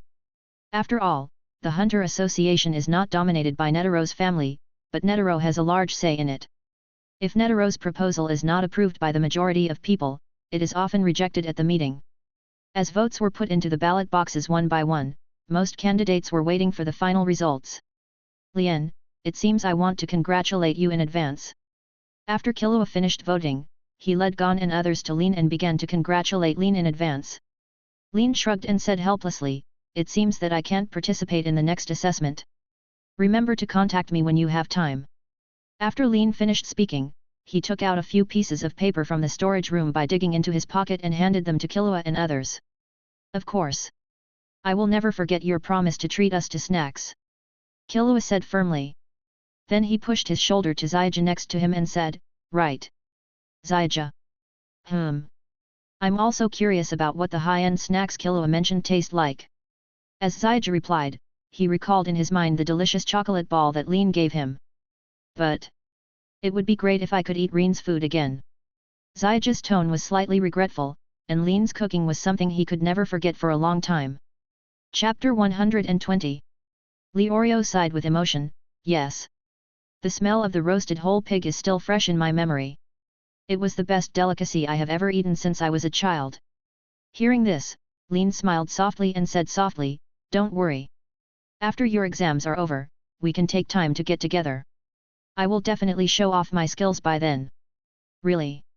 Listening to the surprised tone of the three people, Lin assured, "It's true." "Great!" Killua said excitedly. At this time, Kurapika, who was silent on the side, asked, "I am very sure that you will definitely end the assessment and leave early. I don't know if you will have extra time in the future. That kind of power is really important to me." After thinking carefully in his mind, Lin replied, "Don't worry. Kurapika, just contact me after you get your hunter's license." Hearing Lin's assurance, Kurapika was relieved in his heart. He was really afraid that Lin would disappear as soon as he left. After all, that magical power was his hope to avenge his tribe. Cough. Cough. Netaro coughed a few times, instantly attracting the attention of the candidates on the field.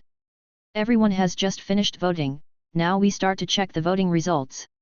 After Netaro finished speaking, he winked at Lieber beside him, and Lieber understood instantly. Walking to the ballot box, Lieber looked around at the candidates present and said loudly, "Start checking the votes now." After saying that, Lieber opened the ballot box, opened the slips of paper inside one by one, and read out the contents. Choice 2. Choice 2. Choice 2. After each note was read, Lieber would show the contents of the note to everyone. Until the last note was read, no one chose the first option. Seeing that the result had been confirmed, Netaro walked to Lieber and said to everyone present, "The result has come out. It seems that everyone has no objection." Later, Netaro continued, "Here, as the president of the Hunter Association, I announce that Ryan Pest, with the joint vote of all candidates, passed the 287th Hunter examination ahead of schedule and became a professional hunter." After Netaro finished speaking, a hunter's license appeared in his hand. He threw the hunter's license towards Lin and Netaro walked towards the airship without looking back. Lin caught the rotating hunter's license, glanced at it briefly, and put it in his pocket. As soon as he raised his eyes, Lin saw all the candidates present looking at him with envious expressions. This situation was completely within Lin's expectation. After all, he had something at his fingertips that others had worked so hard to obtain. This contrast was really worthy of envy. The only thing that surprised Lin was that everyone chose the second option, allowing Lin to end the assessment early. Looking at the only variable in a blink of an eye, Lin saw Hisoka standing aside boredly. As if he noticed Lin's gaze, he walked over. Seeing Hisoka approaching, Kurapika and the others began to be on guard, fearing that Hisoka would start taking action if he disagreed. "Don't worry. He means no harm. I'll go talk to him first." After appeasing everyone, Lin also walked forward to welcome Hisoka. Coming closer to Hisoka, Lin said softly, "I didn't expect you to let me go so easily. I thought you would raise questions and then have a fight with me." Hee. With a chuckle, Hisoka licked the corner of his mouth and replied, "Of course it would be nice to have a fight with you here, but unfortunately you seem to be very busy. If I hold you back now, I'm afraid it will delay our future duel. So, you go do other things first, but after you finish your work, you must go to the Sky Arena. I will wait for you there. I can't wait. Listening to Hisoka's explanation, Lin suddenly realized that Hisoka actually had such an idea. See you later, I hope I won't keep you waiting too long. Lin replied, turned around and walked towards the direction of the protagonist group. Looking at the people in front of him, Lin said goodbye, I'm leaving. I hope you can all get your hunter's license. We'll see you then.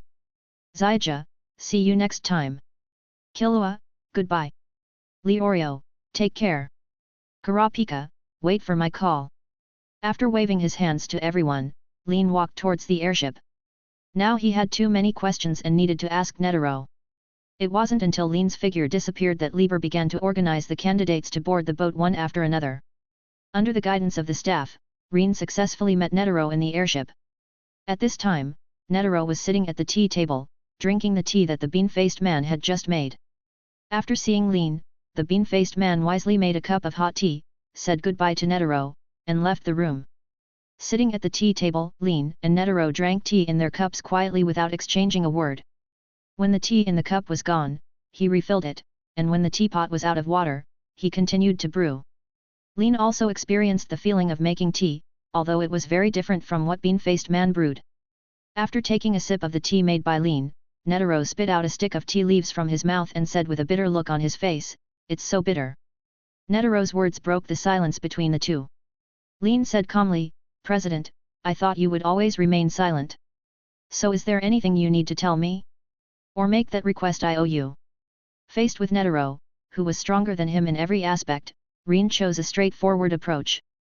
After all, Netero's character is that he won't do anything he doesn't want to do even to death. Actually, it's nothing. I was just guessing where you would start asking questions after you came in. I didn't expect that you didn't say a word, which really surprised me. Netero poured out all the tea that Lin made and said while making new tea. Lin's expression was very helpless and he replied, "You are so boring." Hat. Hat. Hat. Netero let out a series of laughs and said perfunctorily, "You are getting old. You must always find some fun for yourself." Then, Netero added, "It's just that I didn't expect you to be so calm at your age." So? What are you going to ask for? After all, there's not much I can do. After hearing Netero's words, Lin was not prepared to continue chatting with Netero about boring topics. He took the conversation and asked his doubts. "That's a request. Don't be in a hurry." Netero gave it up, and then said to Lin, "Let's have a brief chat first. As for where to start." Netero looked like he was thinking, and then said, "Let's start with the Dark Continent. You should know, right?" Rin. Chapter 121. Hearing Netero mention the Dark Continent, Lin raised his brows and already had an answer in his mind. "Of course I've heard of the Dark Continent," Rin admitted without hesitation. Then, Lin continued, "Compared to what I know, I think the president should know better than me. After all, you have personally set foot on that unknown land." Hat. Hat. Netero chuckled a few times and asked, "So, Lin, I am very curious about what your views are on that unknown area." Hearing this, Lin already roughly understood Netero's purpose. According to the narration in the original work, Jinfulis and Bhornda Netero have always been targeting the Dark Continent.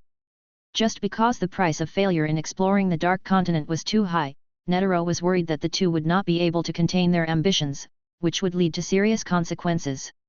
He can only use his own means to set an oath for these two people not to go to the Dark Continent. The content of the oath is roughly that you are not allowed to go to the Dark Continent without Netero's permission. Compared to Jinfulis, Bhornda Netero is obviously the lucky one, having the experience of exploring the Dark Continent, while Jinfulis was stopped by Netero in the bud. According to the story in the original book, Lin knew the whole story of Bhornda's trip to the Dark Continent. Bhornda relied entirely on his own strength, and with the permission of the V5 Fairy Bureau, set out with the mission of finding the legendary alchemy plant Metalion. It's just that this guy was obviously going on a personal exploration in the name of the V5 mission. As a result, he happened to encounter the immortal disease Zabi's disease. Only 5 of the group returned to the human world intact. One of the 5 was infected with Zabi's disease, and the found Metalion also withered upon his return. Through this incident, V5 has become more aware of the horror of the Dark Continent, and will reject anyone's request to go to the Dark Continent. This is equivalent to temporarily cutting off the route between the human world and the Dark Continent. And Netero's approach is even more extreme. As the president of the Hunter Association and a former explorer of the Dark Continent, Netero is very aware of the weirdness of that continent, and he also knows how terrifying it is to bring about disaster. Therefore, Netero will use his own suppression power to prevent hunters who have ambitions to go to the Dark Continent from acting rashly for the time being. Someone as powerful as Jinhebi Yangda would make an oath with him to avoid the possibility of the other party smuggling into the country. Before, Lin had already speculated about Netero's request, but through Netero's questions now, Lin was more certain of his original idea. The only thing that puzzled Lin was that as a mind killer, things like oaths posed absolutely zero threat to him. Although the oath had a huge backlash, it was just a matter of thought for him. He didn't know what methods Netero would use to restrict him. Taking a sip of the tea in the cup, Lin said in a calm tone, "I have generally heard from Jin about the Dark Continent. Although I am full of curiosity about it, my current strength is not enough to go there. Break out."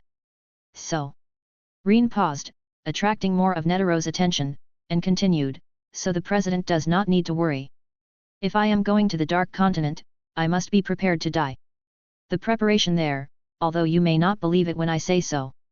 But if I fail, I would rather die in that unknown land than bring disaster back to the human world. This is my bottom line as a member of the human world." After hearing this, Netero was silent for a while, and then said in a low voice, "Actually, I've started to notice you since I heard Bisji mention you. It's just that I didn't pay too much attention to you at that time, even if you were an extremely rare mind killer." Hearing this, Lin nodded in agreement, knowing in his heart that from Netero's perspective, what kind of genius had not been seen before, and his level was really nothing to him. Netero continued, "It's just that many of your behaviors, including your growth rate, are honestly beyond my expectations. It's more than a star and a half better than when I was young." Alas! Netero sighed and said, "Unfortunately, Lake Mobius is too small, and the human world is too fragile." Hearing this, Lin asked, "So, the president proposed a bet with me in the first place just to restrict me with that request?" That's not true. After all, it's a game. Without a lottery tip, it's a lot less fun." Netero replied. Hearing Netero's answer, Lin was in disbelief. He didn't believe that Netero's thoughts were so simple. In the conversation he had just had with Netero, Rin had already conveyed his thoughts to Netero, completely in a clear-cut way, but now Netero's attitude made him a little confused. After thinking for a moment, Lin asked, "What will the president do with this request?" "Hee." Netero chuckled and replied, "Of course it restricts you from going to the Dark Continent. But it's not in the form of an oath. I know that kind of thing won't work for you." Hearing this, Lin thought to himself, "Sure enough, this old fox. I wonder how the president plans to restrict me." Lin asked doubtfully. Netero thought for a moment and said very bachelorly, "I really don't have any good way to restrict you, but... Rin looked at Netero with a puzzled face, not knowing how Netero would restrict him. "However, although I can't restrict you, I just need to let you become my own person." Netero vowed. "Completely? One of our own? Am I not considered one of our own now?" The way Netero said it was beyond Lin's expectation, and at the same time, he was also confused about what Netero said about his own people. When it comes to the topic of his own people, Lin believes that just because of his identity as a Shinjinryu disciple, he does not need to express himself too much. Even in the Hunter Association, he will automatically be classified as a member of the Netero faction. At first, Lin was weak. By chance, he met Bisji and Yungu, and joined Xinyu and Liu through trading. On the one hand, Lin was eager to learn the skill of chanting, and the learning system of Shinjinryu was one of the best in the hunter world. On the other hand, it was naturally based on the idea of enjoying the shade under the big tree. Although Netero is a bit old and dishonest, one cannot easily underestimate the character of a martial artist. In this regard, Netero is quite reliable. Chapter 122.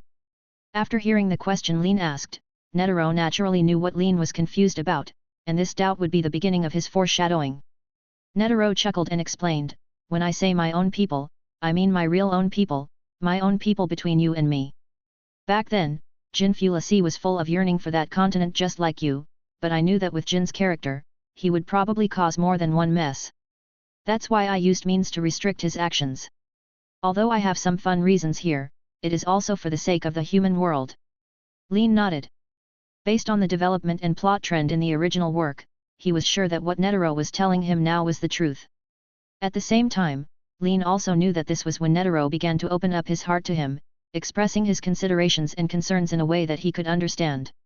Seeing that Lin understood what he said, Netero asked with a slightly meaningful tone, "Do you know the difference between you and Jinfulasi?" "I don't know." Lin answered without any hesitation. Hearing this, Netero was stunned for a moment, then chuckled, "What a cunning little guy. President, just tell me directly.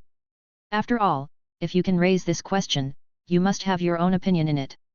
Compared with your conclusion, my opinion is not that important." Rin truthfully stated his thoughts, which was also showing an attitude. Through this answer, he expressed to Netero the primary and secondary relationship between the two parties. The general meaning is that it doesn't matter what I think. What matters is what you, President, think. Nothing I say will determine anything, but I will keep everything you say in mind. The mature Netero naturally understood the meaning, so he said that Lin was cunning, but at the same time, he looked at Lin with more appreciation.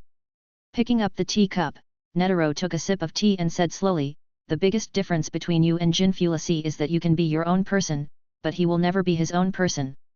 Jinfulasi can be said to be a shy person who is not good at expressing his feelings, but on the contrary, he always makes decisions according to his own preferences when dealing with things, and he is very reckless of the consequences. Honestly, among those who want to go to the Dark Continent, I least expect to get there, and Jinfulasi ranks among the top 3. Lin nodded and said in agreement, "It is indeed as the President said, with Jin's character, the uncertainty caused by that guy is indeed too much. It's not just that there are too many.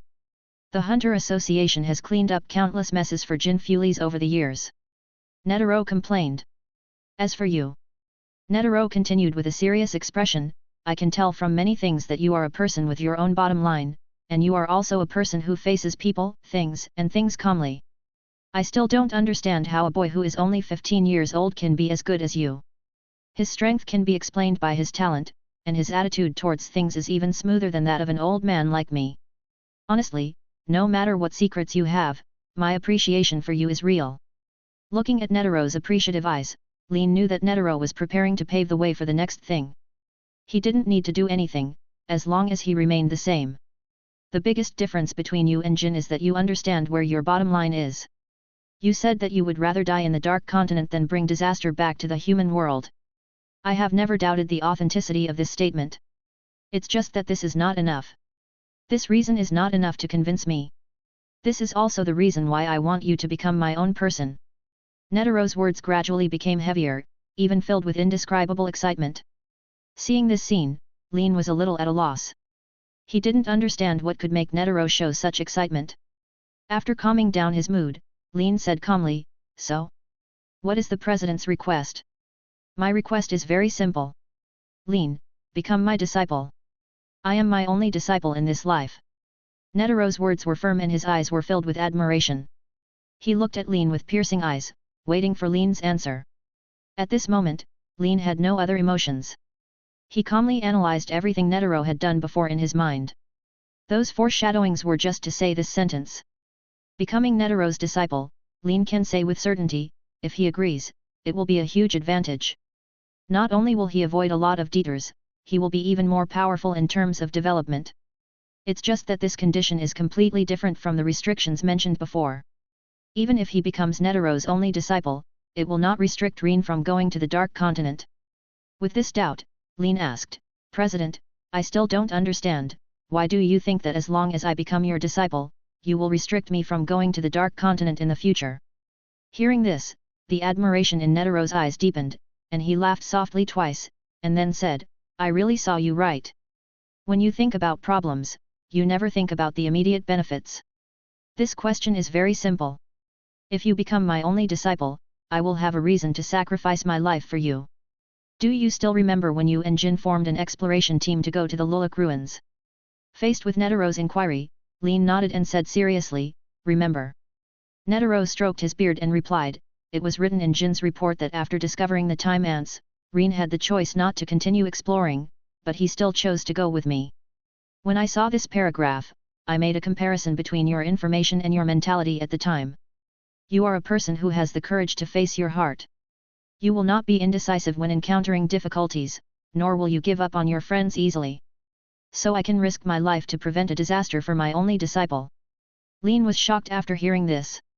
He didn't expect Netero to have such thoughts. This is not like becoming his own person. This is completely prepared to risk his life to defend himself. President, please wait. I need to think about it for myself. The amount of knowledge you have conveyed to me is too much, and I need to sort it out. Lin apologized, then lowered his head and began to think. The pie in front of him was so big that Lin couldn't even imagine whether Netero had any other purpose, and he didn't dare to eat the pie easily. Ha ha ha. But Lin didn't expect that Netero stroked his beard, laughed twice, and then said, "Actually, you can ask me directly. There is no need to bother. After all, I come here with sincerity." Chapter 123. Hearing Netero's sincerity, Lin smiled bitterly and said sincerely, "President, I don't think I'm worthy of what you do." Of course Lin knows what Netero said before. What Netero means is that if you want to go to the Dark Continent, you can go. As long as you become my disciple, I will fight for you, even if you die in the disaster you brought back. No matter what. For Lin, Netero was not just spending money, he was risking his life to act as a fuse for Lin. After paying such a high price, Lin definitely didn't believe that Netero just wanted him to become a disciple. Hearing this, Netero said calmly, "It's worth it." Looking at the puzzled Lin, Netero picked up the teacup, took a sip of tea, looked at the tea in the teacup and said, "Lin, I am already very old. What do you think about those who want to go to the Dark Continent? Man, how long can I suppress you? I'm sure that as long as something happens to me, those people will use all means to get there, including my close relatives. I have been to that continent twice. Through those two explorations, I know that the strongest individuals are only there to protect themselves. The real danger is hidden in the weird and natural environment." Netero's eyes were fixed on the tea in the cup, as if he was recalling memories from a long time ago. Rin was waiting quietly. He knew that Netero was remembering the past and his former self. Lin knew in his heart that in some ways, Netero was lucky. His powerful talent and supreme pursuit brought him to the pinnacle of mankind step by step. But at the same time, Netero is also lonely. There is no suitable opponent who can make him excited enough. Who can understand the feeling of being alone and seeking defeat? At the end of the original work, Netero detonates the Barren Rose and dies with the Ant King. His final smile is both successful and desolate. Lin asked himself that the Ant King was very strong, and even if he allowed it to develop, he might become the strongest individual in the Dark Continent. However, the Netero who was dueling with him was already old. How could Netero, who could not fight with all his strength, not desolate? That slightly triumphant smile at the end seemed to say, "Although you are powerful, you still underestimate human beings, go to hell with me." Even before Netero finished speaking, Lin already knew that Netero was expressing that he was old and would have to say goodbye to this world sooner or later, and he had already accepted this fact. It seems that it's easy for people to miss the past when they get older. Netero put down the teacup in his hand and joked to himself. "Actually, you are right, I also have my own selfish motives," Netero said straightforwardly. "Since the development of the human world, I have seen quite a few geniuses, but these people are generally very unqualified in terms of character. This is what I appreciate most about you." Later, Netero explained, "To put it simply, I have seen many people with strong strength and bad character, but you are the only one I recognize for being strong, with great potential, and with a good character." Hearing this, Lin said subconsciously, "So you are going to make me owe a huge favor and then spend the rest of my life slowly paying it off." After hearing what Lin said, Netero waved his hands repeatedly and retorted, "That's not what I said. The specific situation is not up to me, but up to your choice. If one day I really pass away, you will inherit everything I have, whether it is status or responsibility." Hearing what Netero said, Lin asked, "Aren't you afraid that I will regret it and leave this mess behind when the time comes?" Originally, Lin thought that his words would embarrass Netero, but what Lin didn't expect was that Netero answered with ease. Netero said with a relaxed tone, "That's your business. By then, it has nothing to do with me. But don't underestimate me. I don't have confidence in you, but I have confidence in my own eyes. At that time, you may choose to give up everything, but you will never let bad things happen. If you want to leave, you will definitely arrange everything. The most important thing in martial arts is to have clear thoughts. With your intelligence, you should understand this very well. This is not a matter of escaping or not, but your nature as a human being, so I dare to risk everything for you. At this point, Lin already understood Netaro's thoughts. He didn't expect that Netaro would use murderous methods to retain him, and he would do so in such an upright way. To put it bluntly, this is Netaro choosing himself as his successor. He will definitely inherit his position in the future and sit at the top of the Hunter Association to protect the human world.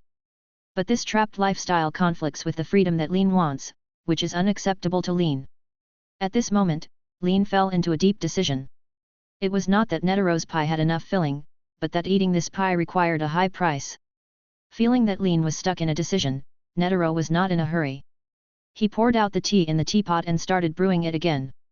After a long time, Lin took a deep breath, exhaled it slowly, and looked at Netaro, who was drinking tea leisurely. President, you really took everything into account, talent, potential, humanity, and even deeper things. Even what you paid is like betting yourself on the gambling table, but how can you be sure that I will not die in the Dark Continent, causing your plan to go to waste? Lin said what he thought was the most critical point. Everyone who went to the Dark Continent was equivalent to having his head tied to his belt, and no one was sure that he would come back alive. Hearing this, Netaro looked calm and said confidently, Lin, first I want to ask a question. Lin listened, curious as to what questions Netaro would ask. If you go to the Dark Continent, will you go with the determination to die? Hearing Netaro's question, Lin quickly replied, how can you have such determination? But the dangers involved are unpredictable. Who can say for sure? Yes. I can't tell for sure. Netaro sighed. But... Netaro said to Lin in a naughty tone, that's why I need to gamble once. If you win, you will naturally get a lot of money. As for losing, I won't lose everything. Anyway, if the sky falls, there will be someone tall to hold it up. It's just that we lack an outstanding leader in the future. Chapter 124. Netaro's meaning is very simple. I will naturally be rich when I win, but I still won't lose when I lose. This depends on Netaro's vision and also depends on Lin's subsequent performance. Looking at Netaro in front of him, Lin knew very well that Netaro might have made a miscalculation this time. This Netaro's self-righteous bet meant that there was absolutely no possibility of losing for Lin. In the short period of thinking, Lin had already thought of some methods. He knew that Netaro had high expectations for him, and he also knew that Netaro had put everything on him this time. Even Netaro tried to take advantage of Lin from all aspects, and his methods were completely sugar-coated bullets, or he could unwrap the sugar coating and reveal pure sugar inside. Lin was sure that if another person were sitting here today, he would definitely agree without hesitation. But when Netaro used this trick on him, it could be said that it was like a meat bun beating a dog, and there would be no return. Lin is very aware of his strengths and weaknesses. In addition to his own personal abilities, the prison played a large part in his current achievements and in being able to make Netaro say these words. Prison is Lin's foundation and will bring him countless possibilities to become stronger. But the disadvantages are also very obvious. He is extremely short of resources, lacks the sin points to upgrade the prison, and lacks a teacher to teach him. Including his sword skills, divine spells and other skills, the level is completely insufficient. It didn't even appear on the self-skill list in the prison list. The only realm of space, disability, that appeared was something he couldn't figure out. So Lin's idea is very simple, eat the pie first and quickly improve his strength. In the future, with strength as a guarantee, there is nothing that cannot be accomplished. As for Netaro's ambition, Lin has a way to prevent him from completing it. In terms of previous lives, do you want me to inherit tens of millions of assets after failure? Go ahead and dream. Just keep waiting for me to inherit it. Lin looked at the confident Netaro in front of him and even wanted to laugh in his heart. It wasn't that Netaro underestimated Lin's strength, but that he underestimated Lin's growth rate. Netaro simply couldn't understand the power of the prison. I agree. Lin looked at the confident Netaro in front of him and agreed without hesitation. Hearing Lin's reply, Netaro smiled knowingly and said slowly, it seems you already have the answer in your heart. Although I don't know what you have in mind, from the moment you agreed, I have won, and you have become my only disciple. Rin understood what Netaro meant. It was simply that as long as Rin agreed, no matter what the final result was, he would have an inseparable connection with Netero. At this point Netero can be said to have achieved complete victory. It's just that this kind of relationship is what Lin needs now, and he will use this new identity to take a longer road, a road that Netero can't even see. Teacher Netero, actually I have a lot of questions that I need you to answer. After Netero finished speaking, Lin began to use his disciple rites. Looking at the famous master with a happy expression in front of him, of course he chose to make the best use of everything. Hat. Hat. Hat. Hat. What an anxious little guy. Just ask whatever you want to ask, even if it's something confidential, I will tell you without hesitation. Netero was stroking his beard and laughing heartily, which showed that he was in a good mood now. Seeing that Netero was so happy, Lin hit the snake with a stick and said, "Can you explain what happened to the state I fell into at that time? I can't remember it until now." Hearing this, Netero replied, "The state you are in is different from the one I have entered before. It is a realm of martial arts, and this realm is different for everyone. Because of the special nature of this realm, I named it, the realm of Wuxin." Lin murmured doubtfully, "The state of mindlessness. The knowledge here is extremely complex. I have studied it for a long time before I came up with a certain answer. What surprises me is that you have come into contact with it at such a young age." Netero's tone was full of appreciation, and he was extremely satisfied with the new disciple in front of him. Then, Netero began to explain the state of inadvertence, and Lin listened attentively, fearing that he might miss a word. As Netero told it, Lin gradually came to understand this realm and had the most basic understanding of his own realm of space. The so-called state of mindlessness is a unique state that Netero understood when he was fighting enemies when he was young, and at the moment of life and death. Later, he mastered this state after a long period of perfecting it. Achieving this state requires endless martial arts practice. To put it simply, it is the product of a martial arts master's lifelong learning. In Netero's explanation, it is not difficult to master this state. What is difficult is how to enter that state for the first time. This has a lot to do with a person's understanding and opportunities. In battle, entering the state of mindlessness will lead to a state of extreme unity of body and spirit. Everything in the body is replaced by instinct, allowing a person's state to reach its peak. But this state is not without its shortcomings. The extreme consumption of mental energy and the continuous consumption of physical strength mean that this state cannot be maintained for a long time. If it is maintained forcefully, the remaining strength in the body will definitely be exhausted before the enemy, and it will become fish on the sticky board, a lamb to be slaughtered. After thinking carefully about the knowledge points Netero said, Lin asked, "Teacher Netero, how should I practice this state in my current situation?" "It's very simple. Since you entered through combat, just continue to trigger it through combat until you can enter it at any time," Netero replied. Hearing this, Lin briefly thought about what Netero said. He doesn't have to worry about the specific learning process. Netero has rich experience in this area, which can save him a lot of detours. But before you start practicing the state of mindlessness, you'd better master the heart drop boxing listening. That will be of great benefit to you entering that state. After all, there are similarities between the heart drop boxing listening and that state. Place. Seeing Lin's thoughtful expression, Netero thought that Lin had not found an entry point for learning, and then he started to explain again. But what Netero didn't know was that Rin was not worried, but was summarizing all the problems and preparing to ask Netero for advice. If he doesn't seize the time now and take this opportunity to clear his mind of doubts, Lin is very uncertain when he will sit with Netero next time. Chapter 125. After sorting out the general questions that needed to be asked in his mind, Lin began to ask Netero. "Teacher Netero, you know that I need some criminals as the price to get rid of my mind. I asked Lieber this question. According to Lieber, in the prisons he knows, why don't there be more than 300 prisoners with telekinesis?" Regarding the issue of prisoners with telekinesis, Lin has always been puzzled. It is obviously regarded as a rare resource by the Hunter Association and V5. Why is the number in Ribber's mouth so small? In Lin's understanding, although the base number of people with telekinesis abilities is quite different from ordinary people, they are not the only ones with such a small number of criminals. Lin had asked Lieber before, but Lieber avoided the question according to professional rules and directed Lin to find Netero. Now that Netero has become his guide on the road ahead, now is the best time to ask this question. Hearing this, Netero took a sip of tea and replied, "This matter is a long story. With Libo's ethics, I definitely can't tell you the reason, but I can tell you the answer. Hearing what Netero said, Lin knew that there must be a secret that he didn't understand in this matter. I couldn't help but sigh in my heart, the water in this world is really a bit deep. Netero was obviously in a good mood and explained with a smile, as we all know, our Hunter Association and the V5 government are the two top forces in Lake Mobius.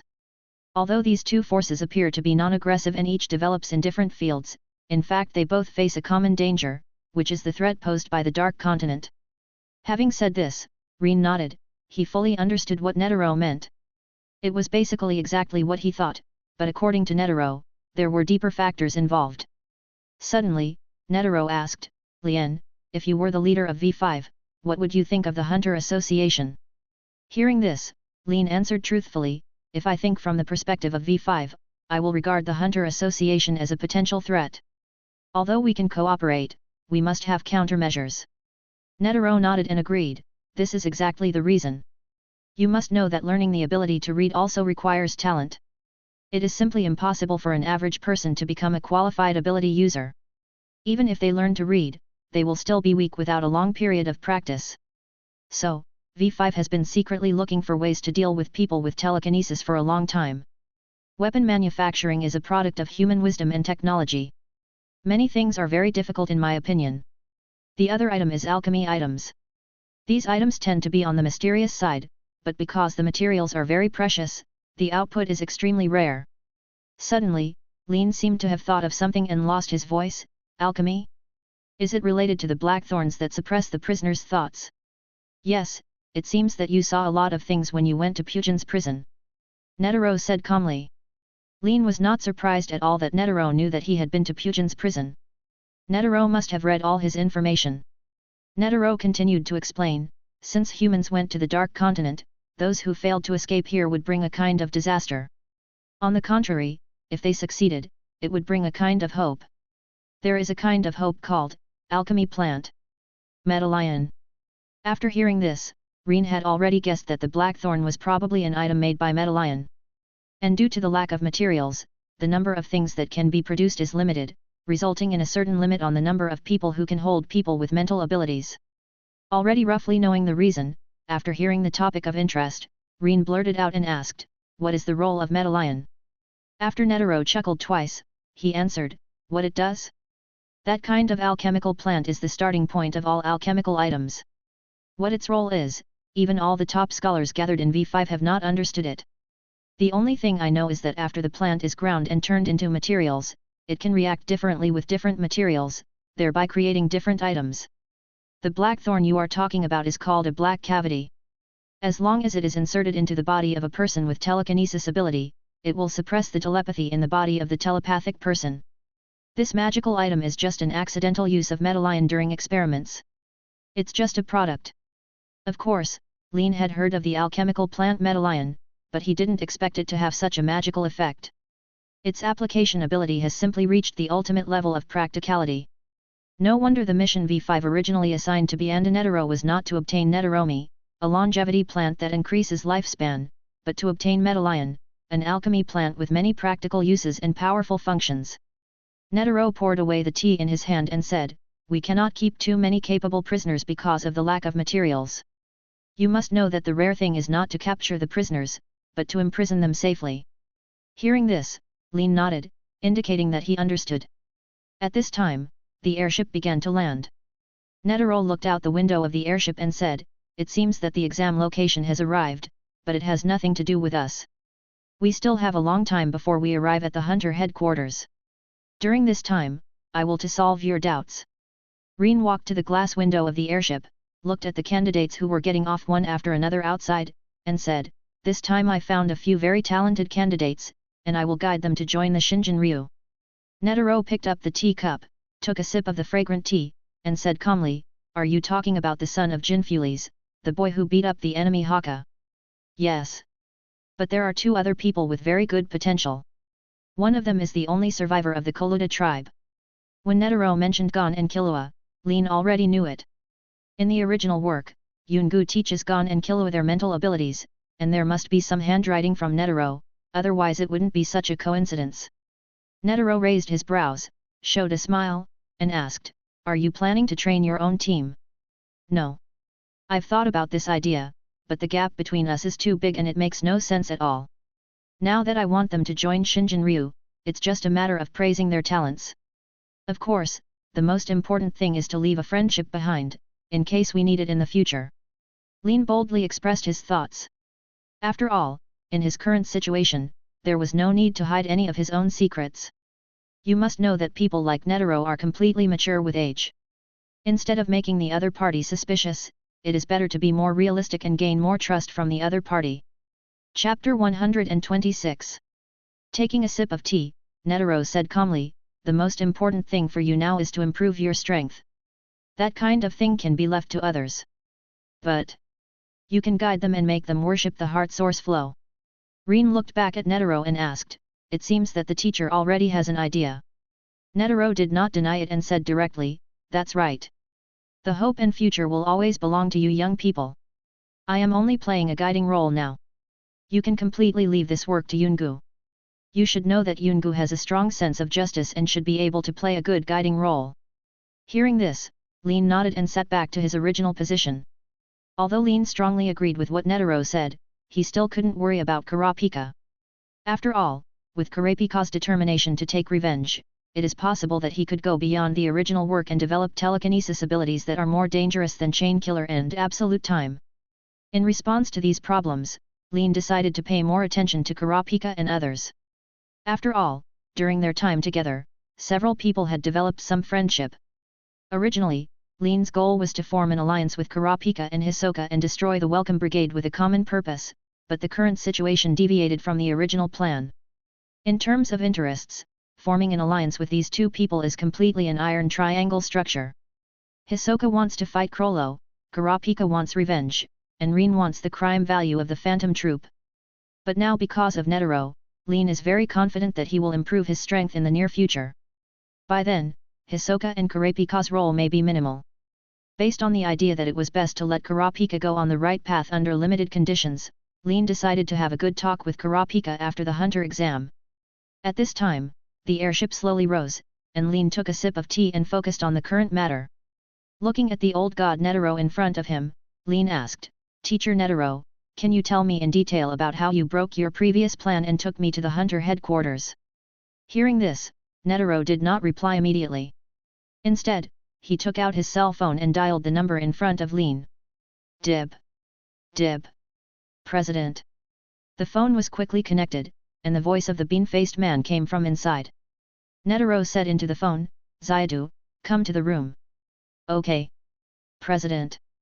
After the bean-faced man finished speaking, Netero hung up the phone, turned to Lin and said, let Zaidu explain the specific matter to you. I am actually very surprised by this matter. Although this matter has little to do with me, Rin. You are going to be in trouble. Hearing this, Lin felt a chill in his heart. He had no idea what happened to him that would lead him to get in touch with the top brass of the Hunter Association. Not long after, Netero and Lin heard a knock on the door. President. I'm coming in. The bean-faced man said politely and walked into the room. President. Do you have any instructions? The bean-faced man looked at Netero and asked. Netero poured away the tea and replied, there are some things, but before that, let's make a pot of tea. Okay. President. The bean-faced man agreed casually, then sat down next to Netero skillfully, and meticulously made tea. Looking at the two people in front of him, Lin knew very well that the reason why Netero called the bean-faced man over was to convey two ideas to Lin. The first meaning is that Do Myanran knows this matter better than I do, and it is most reasonable for him to explain it to you. The second meaning is that the Demian man is one of our own and can be completely trusted. If you don't understand something, you can ask him directly. This can be seen when Netero came in. Netero did not ask Dauman to explain immediately, but instead asked him to make tea. As for whether Bean-Faced Man knew that Lin was one of his own, there was no need to explain it. With Bean-Faced Man's wisdom, he probably already knew Netero's thoughts. It can be said that if you want to find someone who understands Netero in the hunter world, the Bean-Faced Man will be the second best, and no one dares to be the first. As Dumianran brews the tea, a scent of tea gradually fills the air. It can be seen that Dumianran is a master in making tea. After filling up Netero and Lin's tea, the Bean-Faced Man was sitting there and asked, Is there anything else? President. After taking a sip of tea, Netero showed an expression of enjoyment and said softly, "Tell Lean about what we are going to do next. He has no idea about the causes and consequences of this matter." Hearing this, the bean-faced man nodded seriously, looked at Lean with a serious face, and then said, "Although Mr. Lean is the exclusive mind killer of the association, he has only joined the association for a short time and has no knowledge of some matters within the association. Don't understand. Next, let me explain the cause of this incident to Mr. Lean." After hearing what the bean-faced man said, Lean said, "I would like to hear the details." The bean-faced man nodded and explained, "This matter will start after Mr.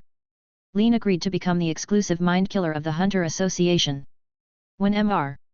Lean became the association's exclusive mind killer, at the request of the president, I informed the association's senior management that someone from the association would serve as a mind killer." Having said this, the bean-faced man asked Lean, "Mr. Lean should know the top members of the association, right?" "I know, the Hunter Association is headed by President Netero, and the 12 earthly branches are in charge of various departments," Lean replied. Hearing this, the bean-faced man nodded affirmatively, and then said, "There are only a few people from the 12 earthly branches who manage the association, and not all of them are within the scope of the management association. But there has been one position that has been vacant for a long time, and that is the exclusive mind killer of the Hunter Association.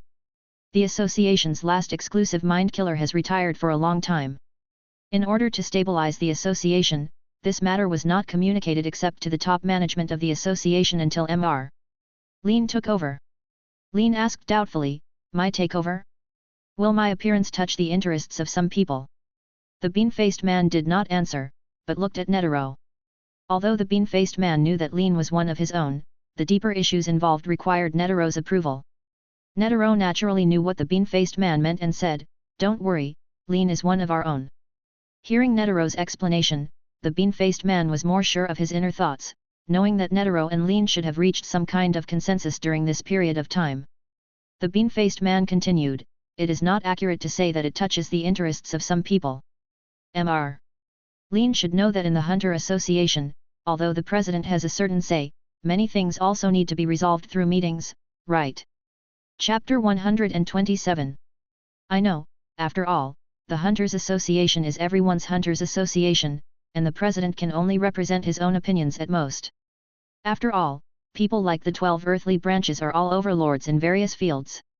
In addition to representing themselves, they also represent the groups behind them. Lean replied.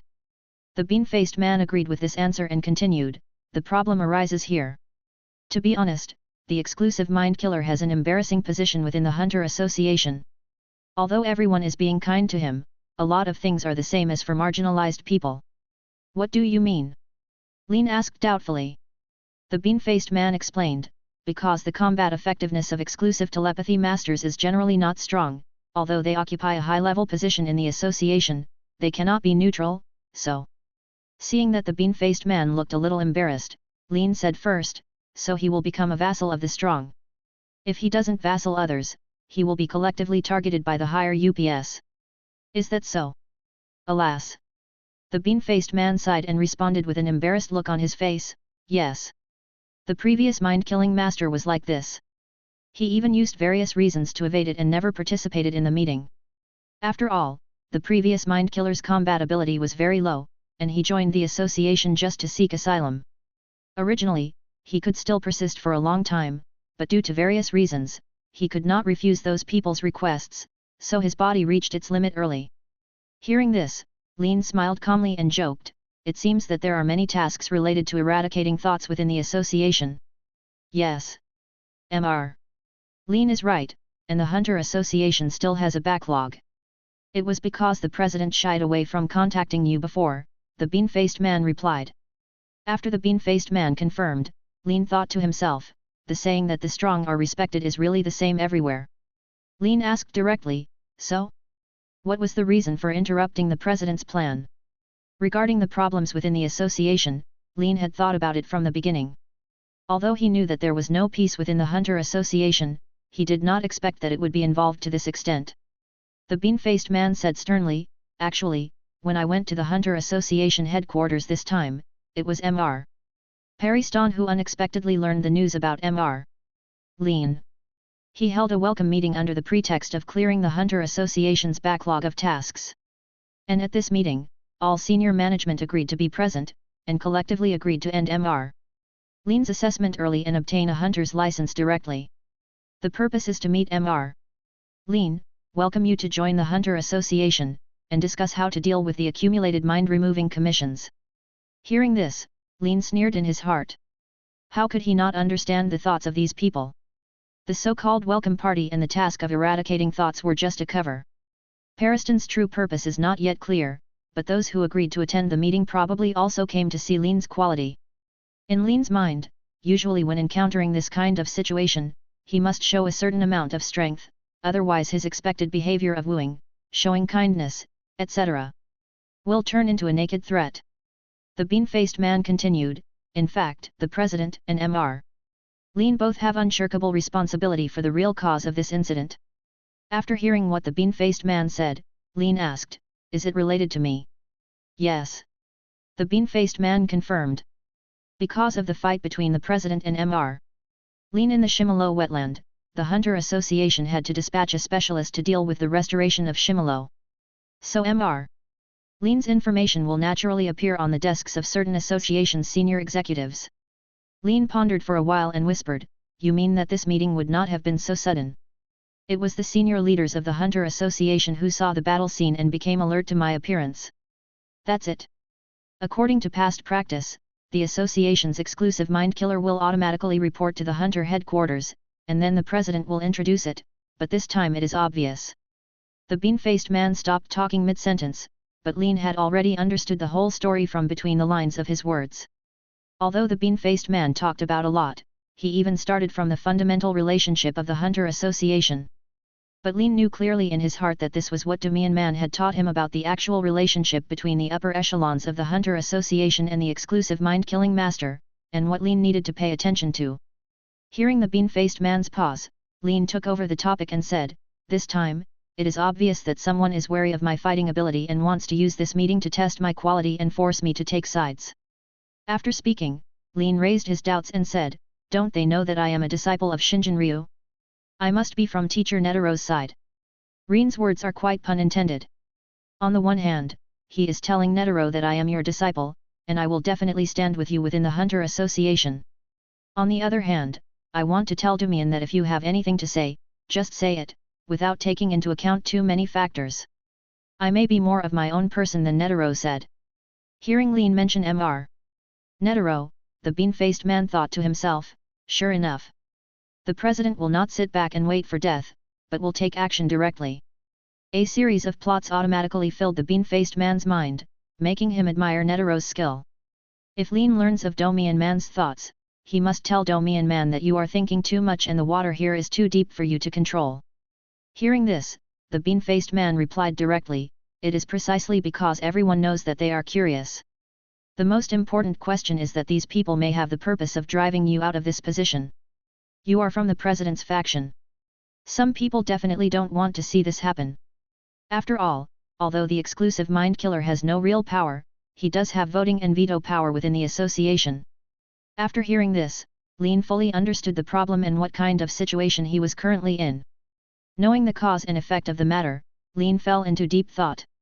For Lin, it is not troublesome to solve this matter. He only needs to show his strength to solve it, but the most troublesome thing is Pariston. Among the three giants at the top of the Hunter Association, the only one that Lin couldn't see through was Pariston. The top level within the Hunter Association can be divided into 3 levels. The first level is Netaro, Jin and Pariston. These 3 people use their absolute strength to compete with each other in an entertainment way. They are all top-notch old yin rivals.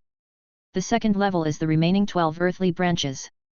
These 12 earthly branches are divided into doves and hawks, but once they meet Pariston and Jin Fulis, they will be unified again. These 2 people are anomalies among the 12 earthly branches. They often do troublesome things and are deeply disliked by others. Once King or Pariston proposes something that people find troublesome, they will be unanimously opposed by everyone.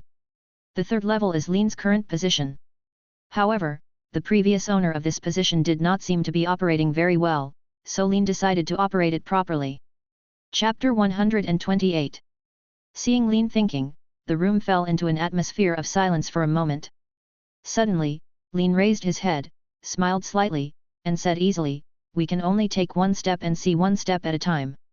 Hearing this, Netero asked with interest, "What are your specific plans?" "It's very simple, just beat whoever refuses to accept it," Lin said confidently. "Haha. That's a good idea.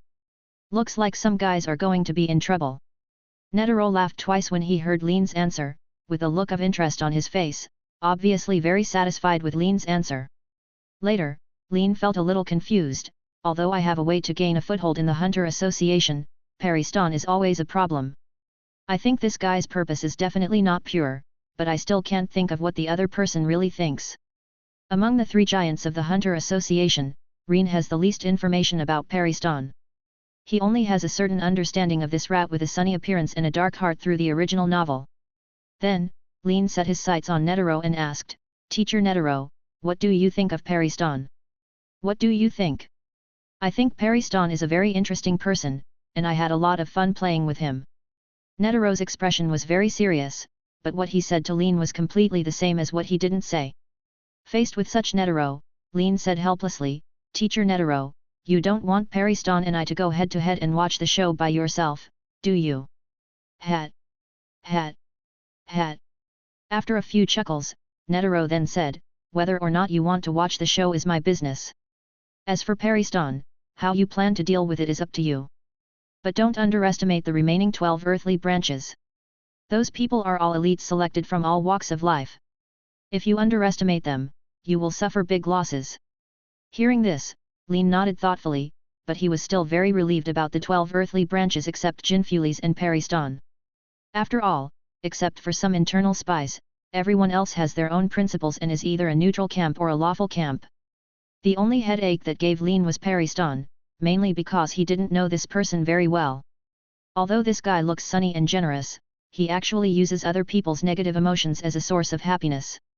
The most important thing is that Paristan, to a certain extent, like King, is often dominated by his own fun. For him, power and interests may just be chips for finding fun. In the original work, after Netero and the Ant King died together, the look in Paristan's eyes during the conversation with Cheeto made Lin directly doubt his life, and he almost suspected that there was something wrong with this guy's character. Within the Hunter Association, Paristan holds great power. He is in charge of the cooperative department of the Hunter Association, and he can be said to have great hands and eyes. Although Siezwan has a very bad reputation in the outside world. When accepting government tasks, he will promptly withdraw from the task when encountering danger.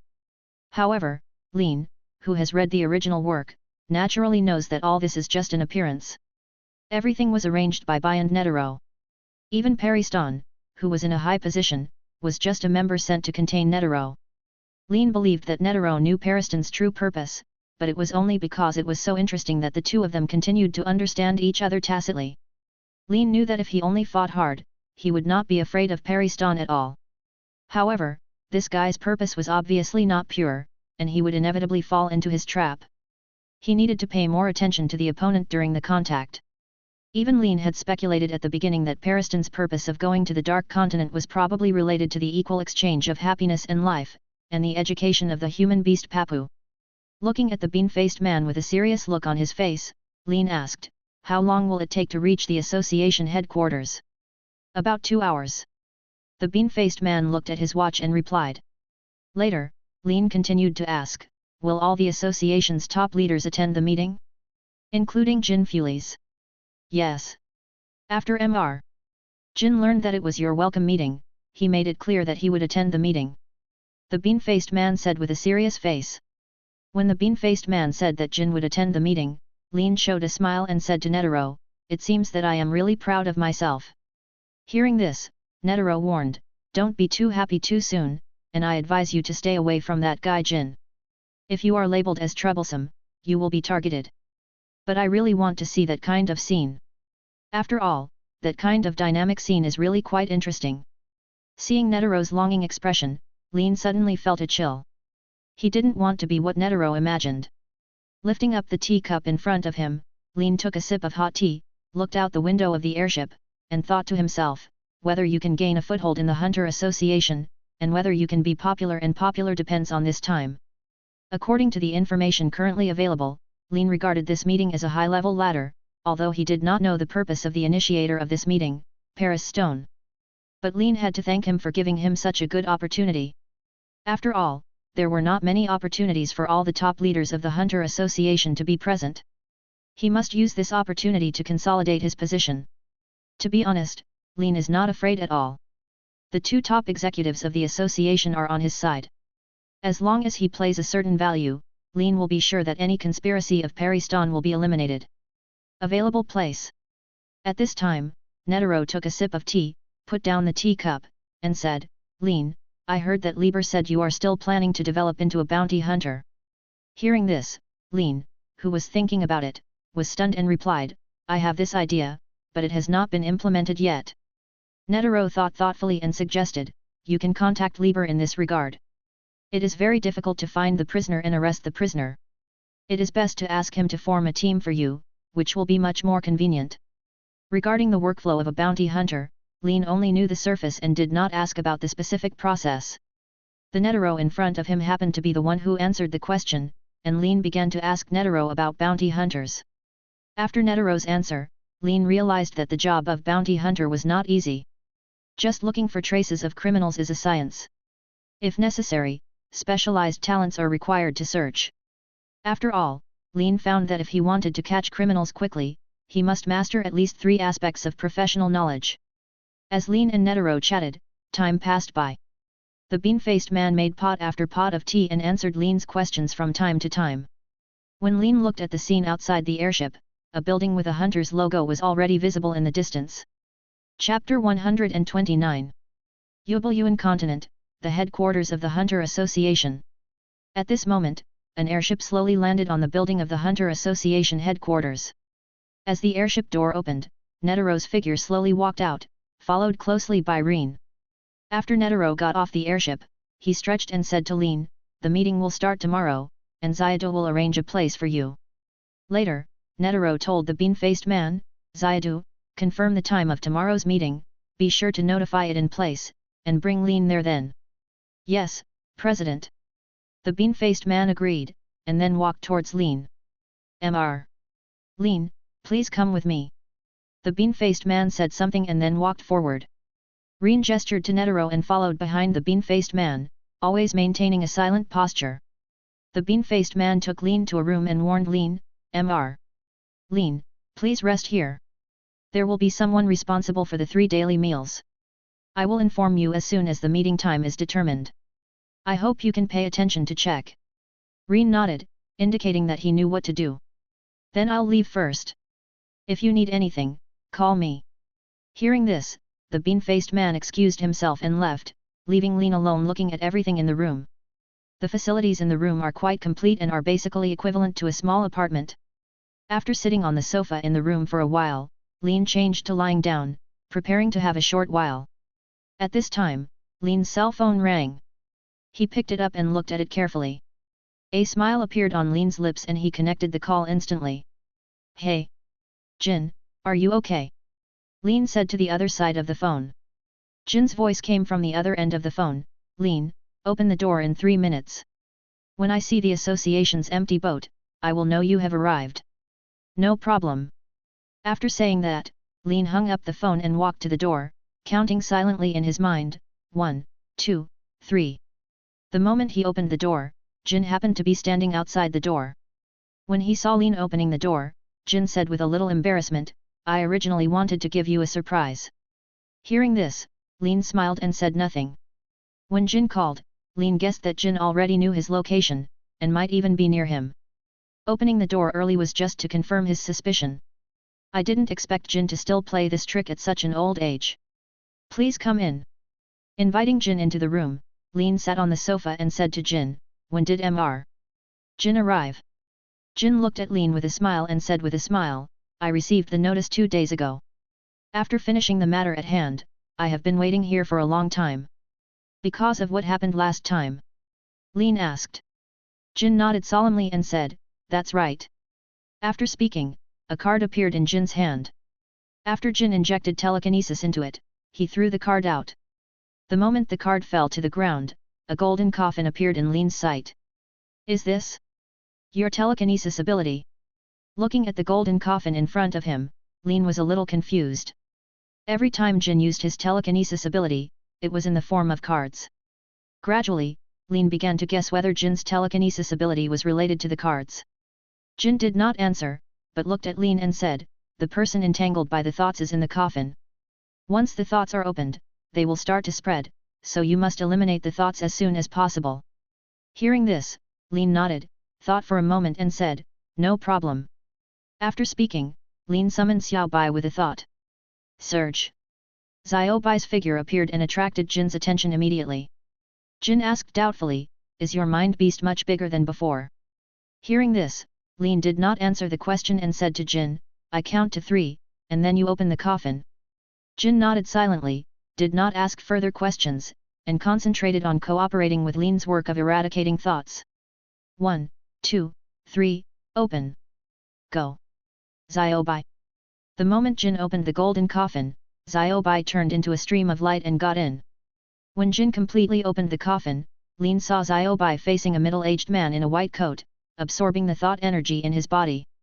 After just a few seconds, Xiao Bai successfully absorbed the thoughts into his body. After seeing Lin remove the thoughts entangled in the middle-aged man, Jin showed a happy expression on his face. The golden coffin also turned into a point of light and disappeared at the moment when the eradication was completed. Sensing the time it took Xiao Bai to digest his thoughts, Lin breathed a sigh of relief and gave the order for Xiao Bai to return to the prison to digest quickly in a deep sleep. Surge! Xiao Bai shouted and returned to the prison. Jin picked up the middle-aged man lying on the ground and said to Lin, "Your way of eradicating thoughts is amazing no matter how many times I see it. Thank you very much this time." Hearing this, Lin waved his hand and said modestly, "You're welcome. After all, I owe you a favor." Then, Lin continued, "But I am also very curious about your telekinesis ability. Let me see it if you have time." Jin didn't answer Lin's question, looked at Lin and said, "See you tomorrow." After saying that, the two looked at each other and smiled, then Jin carried the middle-aged man behind him and left the room. After Jin left, Lin closed the door, thought for a while and decided to go out for a walk. After all, it was only the afternoon and there was still a long time until tomorrow. Without any hesitation, Lin took out 2 stacks of ring denim from the storage room and stuffed them into his pocket, opened the door and walked out. Lin had fantasized about the scene inside the Hunter Association before, and today he took a closer look. He didn't expect it to be so busy. Basically, all the employees within the association were busy. Riendo even had to wait for a round of elevator before walking downstairs to the Hunter Association. Looking up from the bottom of the building, Lin felt quite emotional. No matter which world he was in, this kind of department was always busy. Shaking his head, Lin was ready to walk around the area to kill some boring time. Because he was completely unfamiliar with his surroundings, Lin could only keep walking with the flow of people, and slowly reached a market. Watching the crowds of people constantly coming in and out around him aroused Lin's curiosity, and Lin followed the flow of people into the market. After walking for a short distance in the market, Lin had to sigh that the big city was prosperous and there were all kinds of things sold. While Lin was wandering around, a group of people in front of him caught Lin's attention. The group of people gathered together and seemed to be discussing something, and they looked very intense. This phenomenon aroused Lin's interest. He came out just because he had nothing to do. If he encountered something interesting, of course he wanted to go there and join in the fun. Chapter 130. Squeezing into the crowded crowd, Rin walked to the front without any pressure. I saw a man wearing sunglasses arguing with the somewhat fat boss. It looked like he would get into a fight if he disagreed. At first, Lin thought there was a conflict, but when he looked carefully, the items on the stall instantly attracted Lin's attention. The items on the stall are very eye-catching. They are 2 peacocks with colorful feathers. It's just that the colorful peacock's body is covered with scars, and the most precious feathers on its tail are also badly injured. The moment he caught his eye, Lin recognized the names of these 2 peacocks. They were a top-grade A-level ingredient called colorful feathered peacocks. This creature is very picky about its habitat, which means their meat is very delicious. More importantly, the colorful feathers on the tail of this creature are rare treasures and are very popular among nobles and upper-class people. Just looking at the damaged appearance of these feathers, Lin knew without further explanation that these feathers had lost their original value. Lin listened for a while and realized that this was not a quarrel, but two people bargaining. What puzzled him was how these two people could bargain and quarrel. Under Lin's interested gaze, the two sides argued for a while, and then the man in sunglasses became out of breath.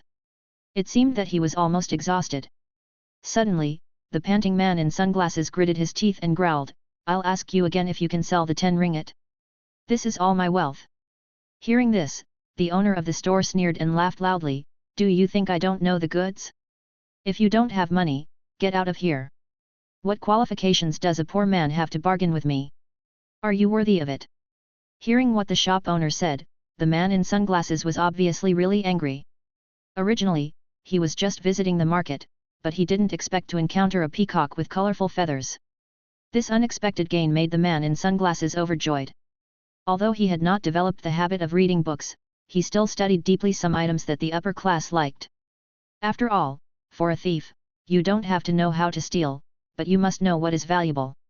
After giving the shop owner a vicious look, the man in sunglasses secretly made up his mind to come and visit him in the evening to let this hot-tempered boss know what it means to lose both property and property. "We'll see." The man in sunglasses said something and left amidst the ridicule from around him. The crowd of people around them cheered. It seemed that this was not the first time this happened in this store, and the people around them took it as amusement. The owner of the shop waved his hands around like he was sweeping away flies, and muttered, "A bunch of guys who only watch the excitement, have the ability to come and buy things." When the people present heard this, they naturally did not ask for trouble. The smiles of gloating on their lips spread out in twos and threes. Looking at the scattered crowds around him, the shop owner curled his lips and seemed a little disdainful, but out of the corner of his eye, he stared at Lin who was standing there. The shop owner yelled at Lin, "Why are you standing here if you don't want to buy something? Don't you know that all the things in my house are first class and expensive?" "I don't know. How much do these two colorful peacocks cost?" Seeing the shop owner's service attitude, Lin felt that it was really normal for the two of them to quarrel, so he asked the boss directly. "How much? My store's rules do not quote prices. You can give the amount at will, but the price you give must be within my psychological expectations, otherwise you can never buy any items from me." The shop owner smiled proudly and said something that stunned Lin. Looking at the confident shop owner in front of him, Lin had the urge to beat him up. He couldn't think of such a weird deal. Looking at the two ingredients in front of him, Lin secretly estimated the value and said, "For these two colorful peacocks, because their tail feathers are damaged, the most I can offer is 200 million yuan. 2 million? Not for sale. Okay. You can go. The price you gave me didn't meet my expectations." The store owner didn't even look at Lin. He picked up the ingredients placed on the stall outside and walked towards his store. Suddenly, a hand grabbed the shop owner's shoulder. At this moment, the shop owner turned back with a sneer on his lips. Putting his big hand on the back of Lin's hand, the store owner sneered, "You finally couldn't help but take action. If I tell you what I don't agree with, you won't get it at all."